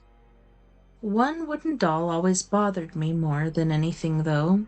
A dark figure with a glass cavity in its stomach containing what looked like hair and nail clippings. Just looking at it made me uneasy. I'd already been hearing strange noises around the house, footsteps on the stairs, random stuff, so I avoided being alone there. But one night, things escalated. I woke up because I thought I heard my boyfriend gaming in the living room. Clicking, movement, the usual sounds. The hallway light was on, so I called out to him to keep it down. The noises stopped instantly. When I turned back, my boyfriend was sound asleep beside me. I stared at him, confused, then looked toward the open door. That's when a tall, dark figure walked across the hallway. I hid under the covers and held on to my boyfriend. He checked the house, but no one was there. A couple weeks later, we moved the creepy doll into the garage because it had started to freak us both out. Our new bedroom was unfortunately right beside that garage. One night, while we were lying in bed watching a show, something grabbed my foot and tugged. I screamed. My boyfriend thought I was messing with him until something touched his foot too. The look on his face said everything. We didn't stay much longer after that, and honestly, I believe something dark was in that house. I still get goosebumps and a little nauseous when I think about it. Yeah, forget about that. I would not be staying there. Yeah, no. That's a no for me, coach. Alright, let's see what else we got. J Breeze K. And this one sounds pretty damn creepy. Long black-haired woman, Oak Ridge Apartments. I had an experience that felt completely real. I was around 7 years old at the time, and I am 100% sure I did not imagine it. It has stayed with me all these years, never leaving my mind, so here I am, finally sharing it. Back in the summer of 2001, my mom, my cousin, and I spent a weekend at a friend's apartment at the Oak Ridge Apartments in Madison, Wisconsin. One night, the moon was bright outside, lighting the room just enough to make the darkness feel heavier. We all shared one bedroom. I slept on the floor, my mother slept on the top bunk, and my cousin slept on the bed across the room. Our friend had to work that night, so it was just the three of us. Sometime around 2 or 3 in the morning, I suddenly woke up. I could hear footsteps and low voices outside the room. Fear crept in immediately, and I stayed completely still. It was dark and I couldn't see much. Then out of nowhere, 3 dark figures entered the room. I didn't know who they were, but they felt evil. Wrong in a way I can't fully explain. One of them looked like a small older man with a mustache holding a baby. Another was a woman with long black hair. I couldn't see their faces clearly, but I had a strong sense of what they looked like. They walked over and sat near my cousin's bed, whispering to each other. The woman with the long black hair sat directly on the bed beside her. Eventually, they left the room. I gathered just enough courage to get up and tap my cousin on the shoulder to wake her. I was shaking. When she woke up, she told me it was nothing and told me to go back to sleep. As soon as I lay back down, I heard them coming back.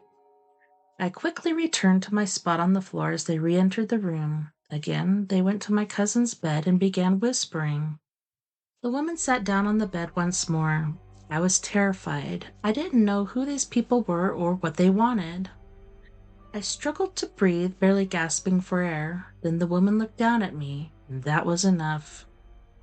I jumped up, ran to my mother's bed, and started screaming, "Wake up! Wake up!" I glanced back and remember seeing something small rushing toward me. My mother jolted awake and turned on the light, and there was nothing there. Sounds like they released the baby.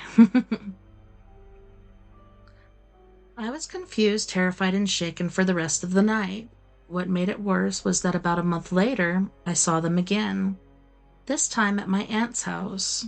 It was the same woman with the long black hair. She came out of my aunt's closet while I was sleeping. In a dream, she tried to kidnap me. After that, I never saw them again, and I hope I never do. I don't know if anyone else has had an experience like this, but whatever it was, felt truly evil. That is freaky, J. Breeze K. Good story.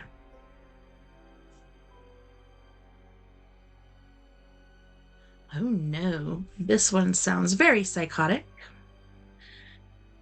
The user is just a scrolling.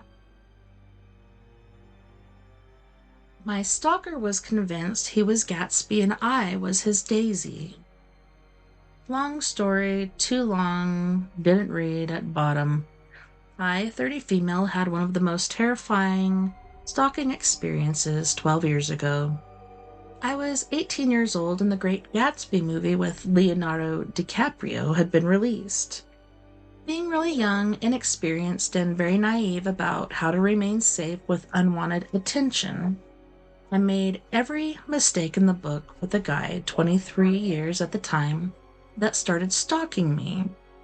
I had just graduated high school and took a job at a health food store in my downtown area.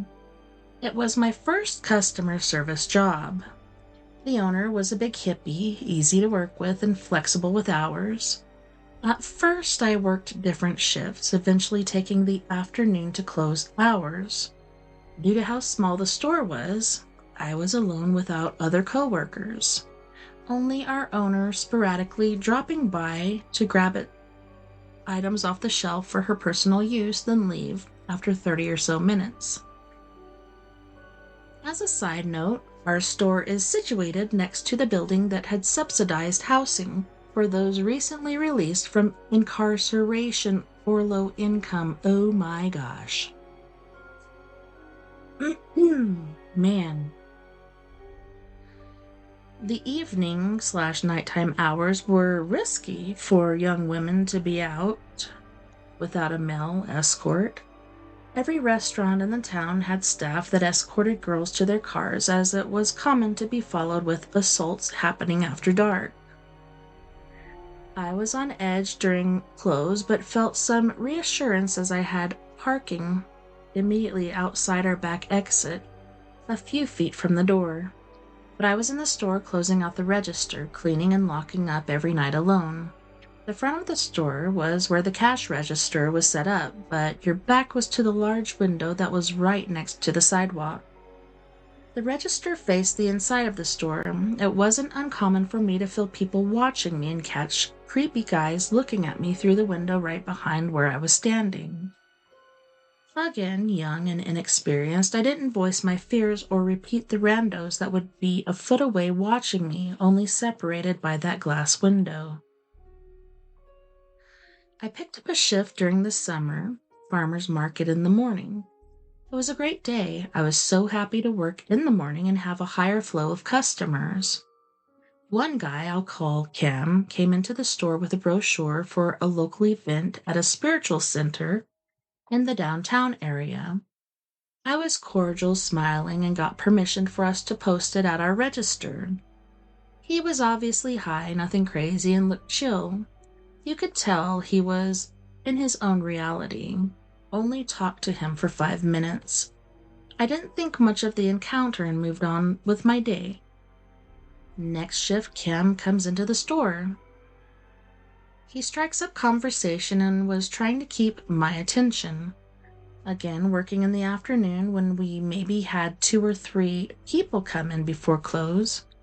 He just hung out right at the register. I was trying to give hints that I needed to focus on work, but he would just follow me around in the store while commenting on how gorgeous my legs were and that he thought I had been an angel the last time he saw me.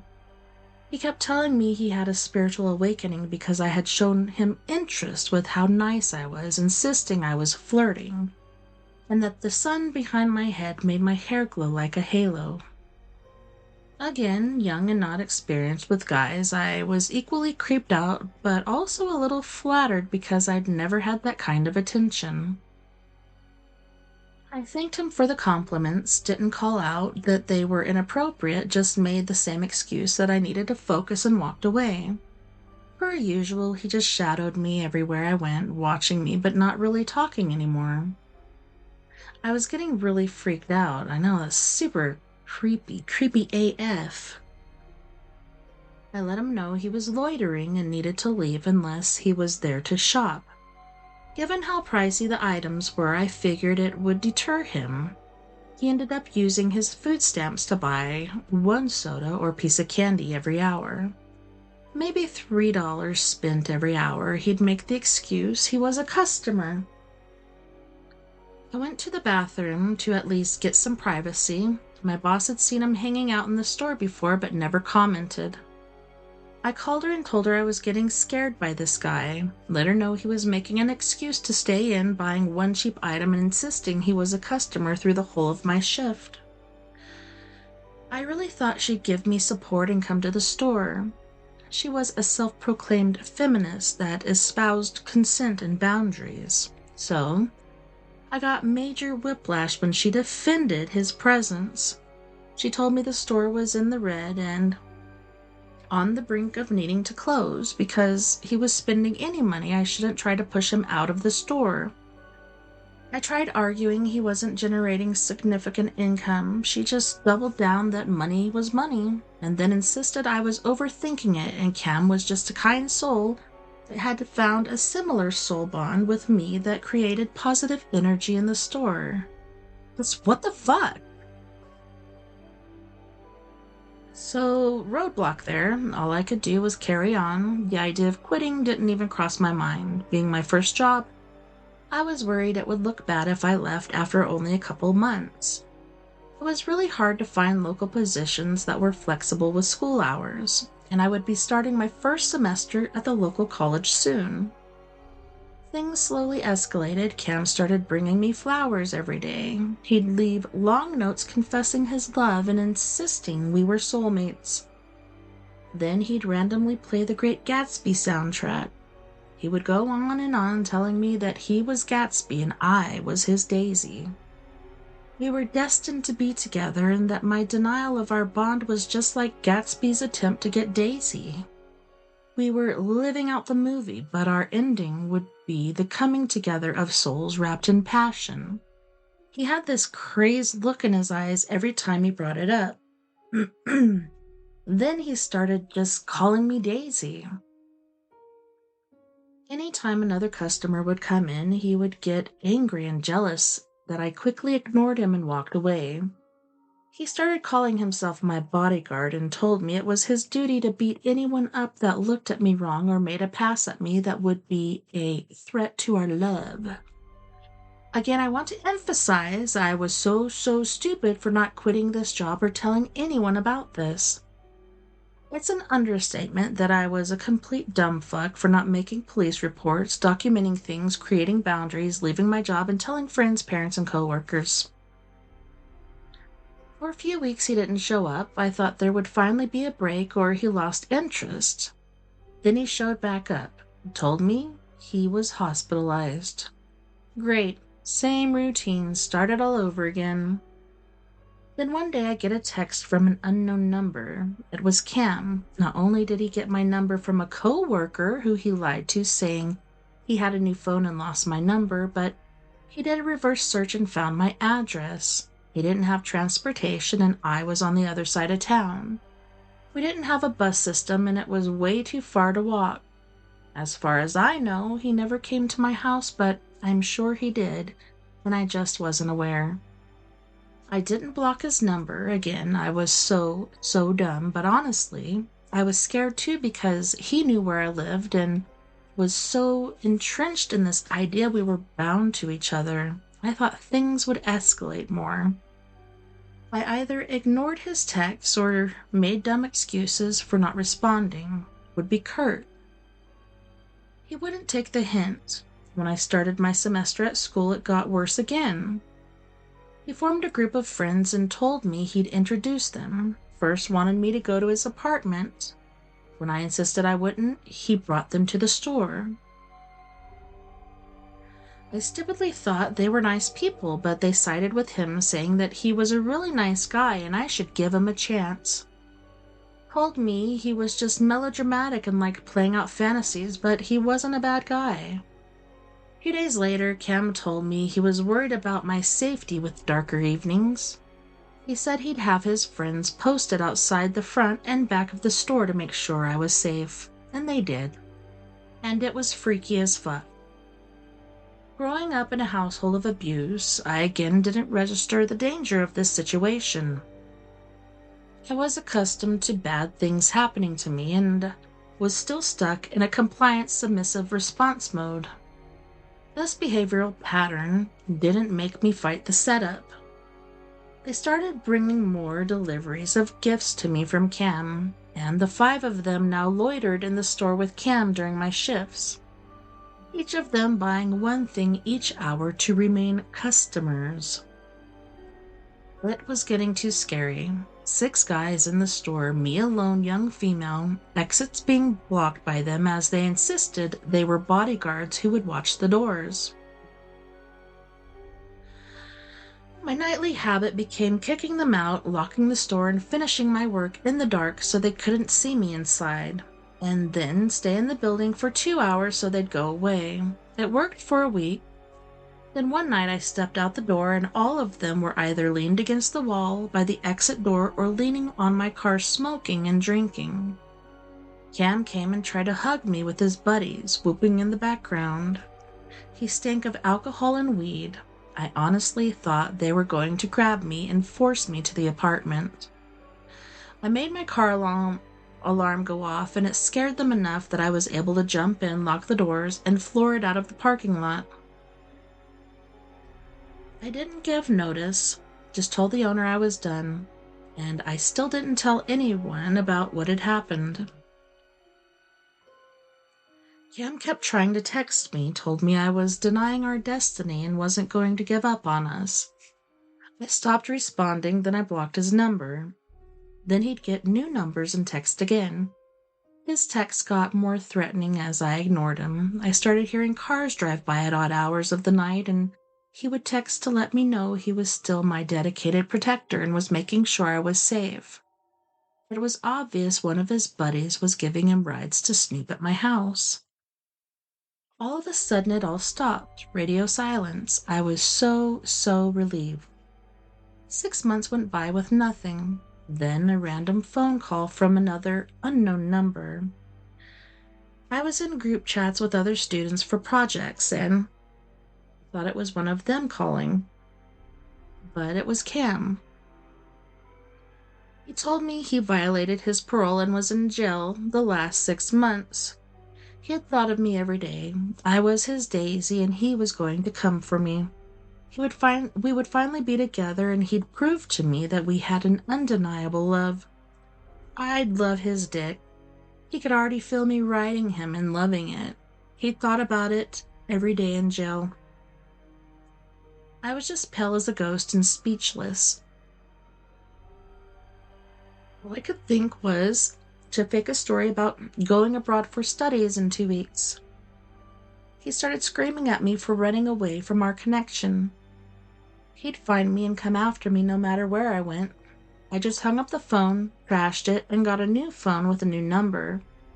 Deleted my Facebook and finally moved to a large city an hour away. I had to upend my entire life because of this piece of trash, and I was so inexperienced and naive. I made so many mistakes. I was just glad the worst-case scenarios never played out, and it was a steep learning curve that taught me how to protect myself in the future. That wasn't the last of my weird encounters. One guy at college who transferred to the larger university from our local college got a similar fixation on following me on the larger campus. Had a fetish for being stalked. He would find me at the school union and talk about how hot it would be if he found me going through his trash in the middle of the night. Thankfully, it was a huge campus, and I got friends enlisted to watch out for him and let me know where to avoid. But fuck's sake, there are so many creeps out there, and it really sucks being a woman. Too long didn't read. Dude became obsessed with me in 2013, convinced he was Gatsby and I was his Daisy, got a group of 5. So this is just the broke down version. 5 of his friends to protect me at the small store I worked at alone escalated to them one day surrounding me when I tried leaving work, with a dude trying to be handsy. Hardly got away, 6 months radio silence, then call from random number. That was dude who just got back out of jail from parole violation, providing explicit commentary on our reunion he had planned and that I didn't have an option of denying him this time. Faked studying abroad and had to move cities. Enter a second creep at the larger university that had a fetish for being stalked and stalked me because I was his dream girl that he wanted to find going through his trash in the middle of the night. People as freaky as shit. Yeah, that's pretty messed up. I'm glad you learned from it and grew from it and are no longer naive. And yeah, dudes can be creeps, for sure. So can chicks. Chicks can be psychotic, too. That's some scary stuff. Well, on that note, boys and girls, we're going to go to our next music break, and we have Miss Mia Savage with her band Antidote for Savages, and she is going to be singing Bottom Line, Singing to Your Grave. Oh, nope, those are the ones that we already did. Oh, I guess it's not. Huh. Bottom Line, Singing to Your Grave, Not a Phase, and Bury Me in Heaven. One of those, I think it's the Bottom Line, are from the first music break, so we'll cut that one out. I will see you guys right after this music break.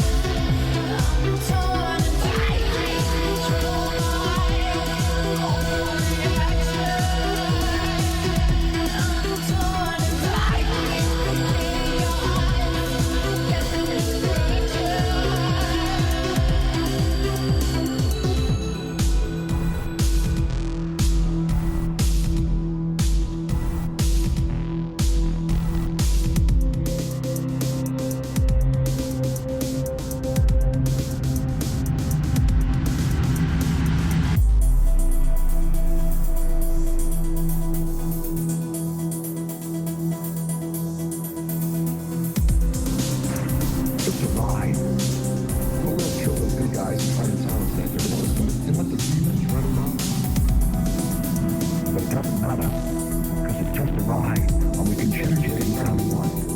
Totally choice. No record, no work, no job, no savings of money. Just a choice right now between fear and love.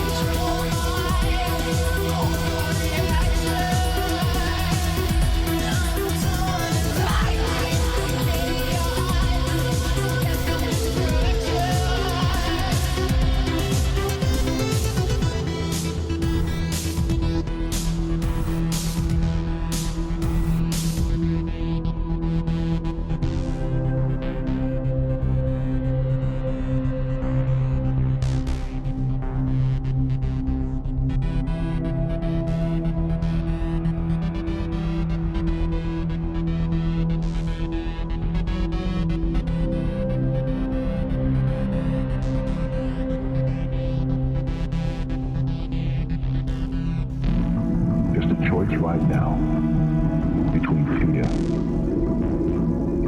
and love.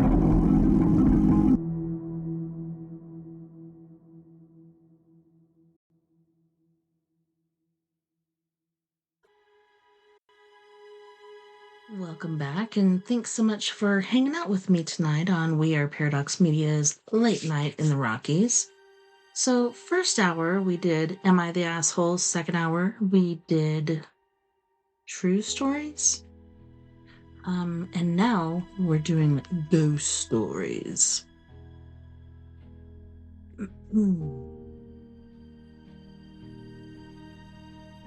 This one is by I want to say either dash syrup, but is it ether? I don't know. 5162. So I was visiting a cemetery. No, I'm not a vampire. I've been doing this since I was a kid. I believe in praying for the dead. So I visit cemeteries a few times a year to clean up the graves and pray. Hold on one second. Sorry, I was getting a phone call. I'm really unbothered by doing this. I was walking through a cemetery after work once. I spent about an hour there. Oh, hold on, I think I forgot to turn down the music too. It's not too loud. It's not too bad. There we go. That should be good. Alright, where were we?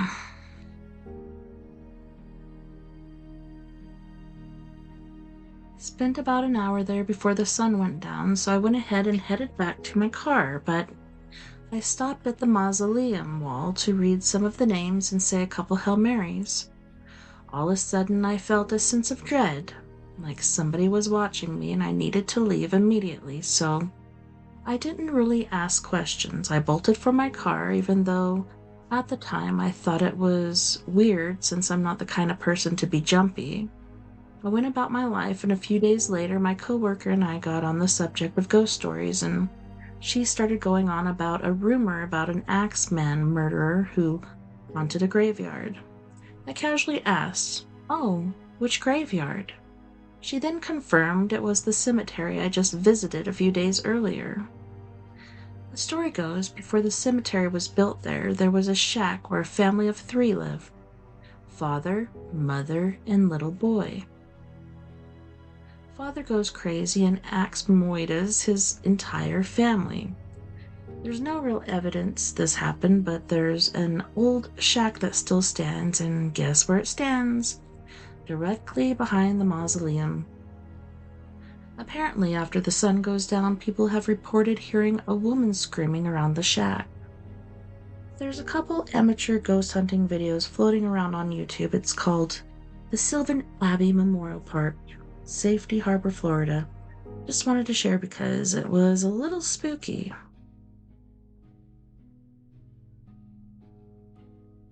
Thanks for sharing.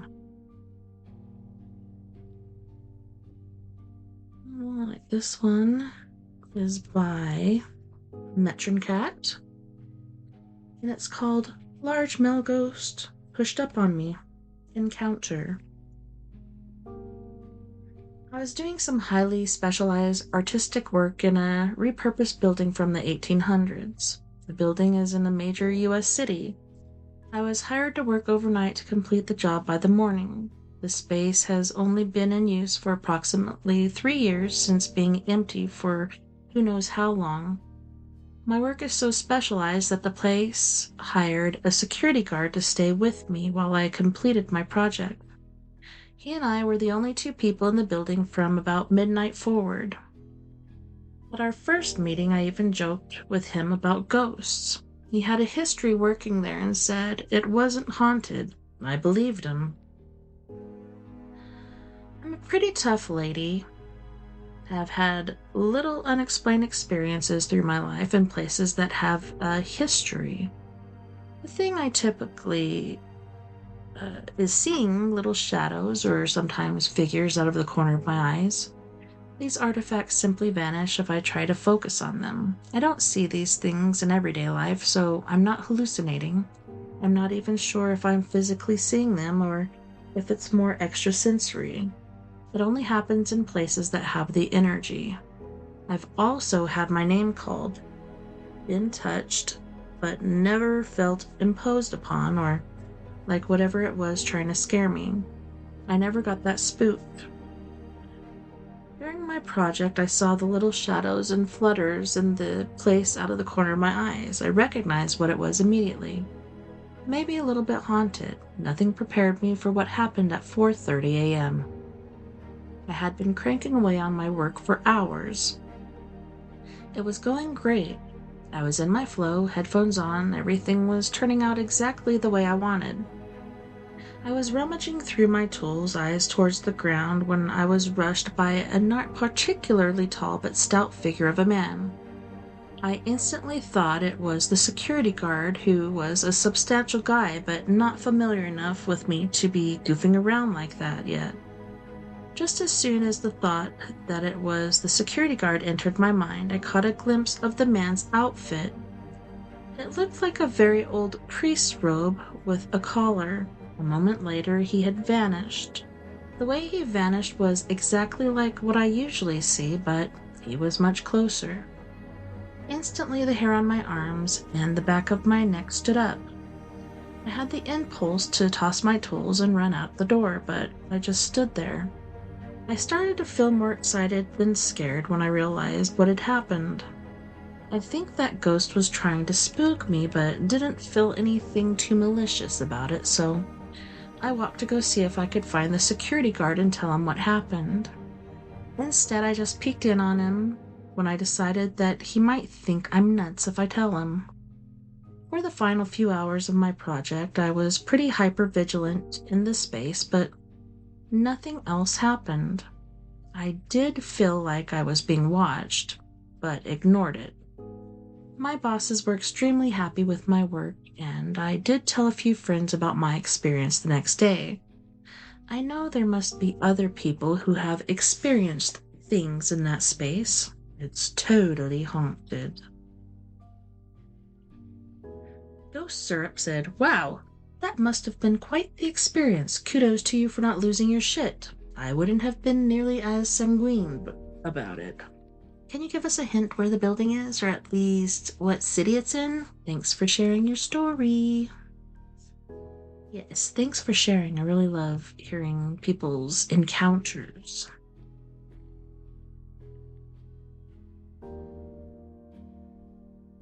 Googly Moogly 97, Black Shadow. Experience. The house that I grew up in was haunted since the time we moved in. Footsteps above us while in the living room, faucets turning on, lights turning on, etc. A big occurrence that I still think about is when I used to see a black shadow come in and out of my parents' room. I used to sleep between them and they would sleep with their door open. When they would fall asleep, I would be wide awake, staring at the opening of the door. Every night, I would see a black shadow come in and out of the room. I couldn't distinguish any features, it was just a giant mass of black. Years later, my sister and I were discussing the things we had seen or heard in the house, and she mentioned seeing the same black mass that I saw. We didn't know it at the time that we were both going through the same thing. It was crazy. So many things happened in that house. I know it's crazy growing up or even living in a haunted house. And I don't know, it seems to me that when you're really young, that sort of stuff sticks with you and actually affects your sleeping and everything. Just ask me. My ghost stories, this week's happenings. This is by Elfrina_Green.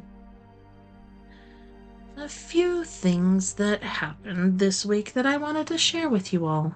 Number 1. The woman in white is unfortunately still elusive. I've seen her a few times out of the corner of my eye. She seems to be a pioneer, which, given where I live, makes sense. I know she has dark hair, possibly red. I have noticed that I see her mostly when I'm using Duolingo to learn Irish, so she might be an Irish immigrant. The shadow that follows her, number 2, is starting to take shape. It seems to be a male entity, possibly her husband, father, or brother. Either way, they are very protective of her, almost overly so. He doesn't like the other spirits that have appeared in my home. 3. Other spirits have started to appear. There is a male entity that seems to want something from my husband. A new child has appeared, which I don't like. I'm not a fan of child spirits because it means that they died in some horrific way. 4. There is a shadow person that has appeared and is making life difficult, stands over me and watches everything that I do, and I mean everything. 5. Several spirits have come from far away, so they aren't fully here yet, which is making me see bits floating around my house. 6. There are at least 2 new dogs, a new cat, and possibly a bird. 7. I have been woken up twice now by voices, male and female, in my room. They also come with a smell that I can't quite describe. It's somehow both sweet and rotten at the same time. So that has been my week. How have all of you been? Laugh out loud. I've been great, thanks for asking. Well, that's a whole shitload of things going on there. Elfrina Green. Alright, this person is looking for advice. Financial_process 761. A demon in my house. Advice. I am experiencing what I believe is a demon or evil spirit haunting me. It gets into my bed with me, what messes with my 3-month-old son, and lurks around my bed, making clicking noises and a giggling sound. It appears as a tall, dark shadow that I can see out of the corner of my eye. Yeah, that's pretty redonkulous there. I hate it. Like, when it's you, that's bad enough, but when it includes your kids, it starts messing with your kids, that's when it's not okay. Really not okay. Melodic District 264 said, something similar happened to me as a kid and my mom got a blessing on the house and the problems mostly stopped. Financial Process, aka OP, said, "No one in the house believes me, so getting a blessing or getting someone to come out is hard. Seems like me and my son are the only people getting bothered from it." Melodic District said, "You could try to cast them out in Jesus' name." Sad One Eternity said, "Lesser Key / Key of Solomon, the King / Remorium Verum / Red Dragon / All Prayers You Need is in those books. Cover your mirror and read out loud the exorcism. Be steadfast and all will be well." Movie Girl said, "Would strongly recommend you call a Catholic church and tell them what's happening. Ask them to come bless the house. You don't need to be Catholic. If you're messing around with occult stuff, Ouija boards, seances, tarot, etc., I would suggest you stop that ASAP, and definitely don't talk to it. Try to record it. Anything at all to engage with it. Call the Catholics. I'm Catholic." And also, like she said, record it, get evidence, because they're going to ask for it. Hot Investigator 8665 said, "Prayer to St. Michael, the Archangel, ask for protection against evil. St. Michael, the Archangel, defend us in battle. Be our protection against the wickedness and snares of the devil. May God rebuke him, we humbly pray, and do thou, O Prince of the heavenly host, by the power of God, thrust into hell Satan, and all the evil spirits who prowl about the world seeking the ruin of souls. Amen." This prayer is used for spiritual protection, seeking St. Michael's intercession against evil forces, temptations, and spiritual attacks. Fair Cardiologist said, "When I believed I had a spirit, I saged during the day with all the windows open for the negative energy to be expelled out, and it worked for me. As I was saging, I would basically chant while envisioning the best I can be the evil expelled out of the house. I would Google some protective stones to purchase, ensure they're real, like black obsidian, for protection during it happening. Imagine a white protective aura around you and your son. Call to the ancestors for protection. Take care." Selenite is good. Tourmaline is a really good stone for keeping dark things away. The selenite is for the protective light to enhance your strength, etc. They also said, set clear intention that are very specific if you are saging or envisioning a protective aura. Think and say things like, "Evil cannot touch us. Evil is not allowed in this house. Evil cannot enter this house. No negative energy or entities can hurt me or touch me or my children. We are protected. We are blessed." What I like to say when I'm saging is, anything dark, evil, or of ill intent must leave. Only love can stay. Love and light is the only energy that is allowed to encompass this home. And yeah, you just got to be really firm in it. Yeah, that's a lot of good stuff going on there. But yeah, with sage, it's not a one and done sort of thing. Even with blessings, a lot of times you have to repeat the process, because some of these suckers are real hardcore Klingons, man. Got about 14 more minutes left. I think my house is haunted. Not _Gabby_ experience. Hi, so I'm a 17-year-old in Sweden that lives in a house from the 17th century. It belonged to a famous privateer, Lars Gathenheim. So I've lived there for 15 years, and when I was around 7 years old, I started seeing stuff. So in my room, I had a bookshelf that books randomly got thrown out on the floor. I have a tile stove in my room that I could hear, and my mother hear and sees. That I could hear scraping from, and so much more. And it had been like this since, but now it's not only me that can see it. My brother and my mother hear and sees. One time when I had grandma over and everything was normal, we talked and laughed until my brother from nowhere just got quiet and says, "Kiki is dead." Kiki is grandma's best friend, and we looked at him and my grandparents got angry at him for saying that. Then Grandma's phone rang, and it was Kiki's husband that said Kiki just died. It was so weird because it's not physically possible that he would be able to know that. And know it just have escalated. I can hear people in the attic walking and talking. And so much more. And I see sometimes shadows of people standing in the house, and the chandelier can sometimes swing at full force. And so much more, but I would really appreciate it if you want to hear more details, and I need some tips of how I should approach this. Gas Careful said, I am interested in your story. I want you to tell me in detail. Eastern Degree said, I'd love to hear more about this in detail, and also whatever you do, don't involve a religious figure. It's just a huge gamble.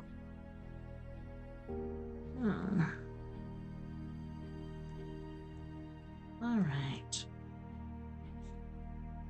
Sometimes hauntings suck. I don't know, we have ghosts in and out. We have one house ghost, John. He's a pretty cool guy. I don't know if this is considered a... Yeah, that's not a ghost story.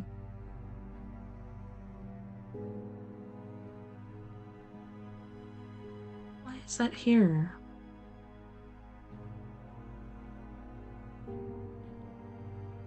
Wow. Okay, did I encounter a possessed woman on duty? This one is written by Party-1-8712. Encounter. I responded to a trailer park for a trespass call. The caller said a woman was in his home and not responding to him. When I arrived, I spoke with the caller, who said he was barbecuing on the side of his home with his son and saw a woman enter his house out of the corner of his eye. He went inside and found her standing in the kitchen with her head down, mumbling unknown words, and her hands were shaking. When he demanded she leave, she didn't move an inch, almost like he wasn't even there. When I walked into the house and searched from top to bottom, there was nothing. The back door was slightly open, so I assumed she slipped out the back. The homeowner was satisfied that she was gone and didn't want to file a report. I asked for assistance to check the area. I didn't know if she was in crisis or having a medical emergency. As I turned onto Clock Road around the corner, I spotted her off the roadway. She was barefoot and sweating profusely while shouting random words and pointing aggressively at the ground. As my partner and I neared, her voice shifted in tone as if a different person was speaking through her. Every time I inched closer, she jerked her head away. She wasn't responding to my words, so I reached out to guide her further away from the road. She dropped to the ground and began crawling and spitting. To keep her safe from passing cars, we had to restrain her. During the chaos, our eyes locked, and I felt a sense of helplessness and despair. As my partner tried to soothe her, she snarled and bared her teeth. I began praying for her, and each time I formed a sentence, her eyes darted to me and she would slash violently. As the sirens of the medic got closer, she stopped. She was ultimately taken in for evaluation. I've dealt with individuals in crisis many times, but this one felt different. What do you think? You can check out the full story on my channel, Policing the Shadows, if you'd like. Well, Fetish98 said, no, I don't think she was possessed. Mental illness causing hallucination is more likely, especially so if she was on drugs too. Guilty Juggernaut said, seems like she was on drugs. And especially since when you guys were restraining her, it was so easy, I would go with a no too. I think she is possibly mentally ill, and it's due to a long exposure to drugs and plus genetics, you know? Ghost story passed around Nottinghamshire since the 1940s. How long is this one? Hopefully it's not too long because we don't have that much time. We might be able to get through it. I don't know. Let me see how much time we have really quick. Okay, we're gonna try to get through this in 6 minutes. We can do it. Alright. Haunting. There is a place near my village that I am too afraid to visit at night. They say Old Monastery Pool is haunted, and that this is the story which proves it. Just after the Second World War, and with rationing still firmly in place, trading any extra food who grew or caught was near necessity. A youth in my tiny Nottinghamshire village, known only as Young Charlie, understood this well. Back in those days, young Charlie could often be found in Bureau Arms, and actually lived there now, trading the trout and eels he plucked from local streams for ration stamps. I suppose you know about Old Monastery Pool, one patron asked, as he exchanged a few stamps for one of Charlie's slender trout. Charlie shook his head. Never heard of it, sir. Plenty of big fish in Old Monastery Pool, lad, the patron continued. Used to be the monks' carp pond. They reared 'em for food hundreds of years ago. It's up in Glover's Wood. Trees moved in once the monastery was gone, but the pond's still there. Charlie's interest was piqued. Really? Have you ever fished there? Me? Nah. You need Alsop's permission, else it's poaching, and me and him don't get on. Mr. Alsop was a local landowner, Charlie knew, but whilst Mr. Alsop apparently had grievance with this man, Charlie had never got on the wrong side of him. How come you know there's plenty of fish there if you've never fished there? Must be, answered the patron after a long swig of ale. Else why'd Alsop have refused all the folk who have asked to fish it? He's keeping all the carp for himself. Miserable bugger. The next Sunday morning there was only one thing on young Charlie's mind. Church was the only place he ever saw Mr. Alsop, and so that was where he'd get his permission. Old Monastery Pool was full of ancient monster carp, and Charlie was desperate to catch one. Mr. Alsop, Charlie asked after the service, is it true that there's an old carp pond up in your woods? True enough, young man, Mr. Alsop answered as they walked up the narrow church path. It belonged to the old monastery before it was burned down. Why do you ask? I was wondering if I might have your permission to fish it, sir. I'd return any fish I caught, of course, unless you wanted me to bring 'em down to the manor. I don't think so, Mr. Alsop answered dismissively. Now I'd best be off, lots to do. Charlie was devastated. Fishing was his life, but he'd never had the chance to land anything truly remarkable before. A monster carp would be his crowning achievement and would have the pub talking for years. The next Sunday, Charlie beseeched Mr. Alsop again, but got the same answer. So he tried again and following Sunday and was still refused. The summer after that, he offered to do odd jobs around the manor to pay for his fishing. The Sunday after that, he offered all the trout and eels he caught for a month. But still Mr. Alsop would not relent.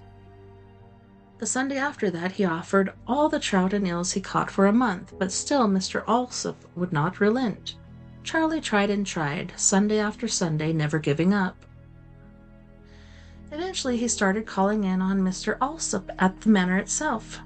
Lord, not you again, Mr. Alsop moaned when Charlie visited the manor for the third time in as many days. I am just desperate to fish Old Monastery Pool, Charlie said, before Mr. Alsop had the chance to usher him away. Please just say yes, and I'll stop coming here. I'll never ask anything of you again, I promise. The answer is no, I've told... Why won't you let me? Charlie exclaimed. Why are you being such a grouch? Because of the abbot, Mr. Alsop barked back. When he refused starving villagers carp after a failed harvest, they strangled him and burned down the monastery to try to cover up the murder. He's still... I don't care about some dead old abbot, Charlie interrupted. I just want one chance to fish the pond. Please, Mr. Alsop, please. Fine, Mr. Alsop answered, throwing his hands in the air. But don't come crying to me when... But Charlie didn't hear the end of what Mr. Alsop had to say because he was already running back towards his house. As soon as he got his fishing tackle, young Charlie raced across the local fields towards Glover's Wood.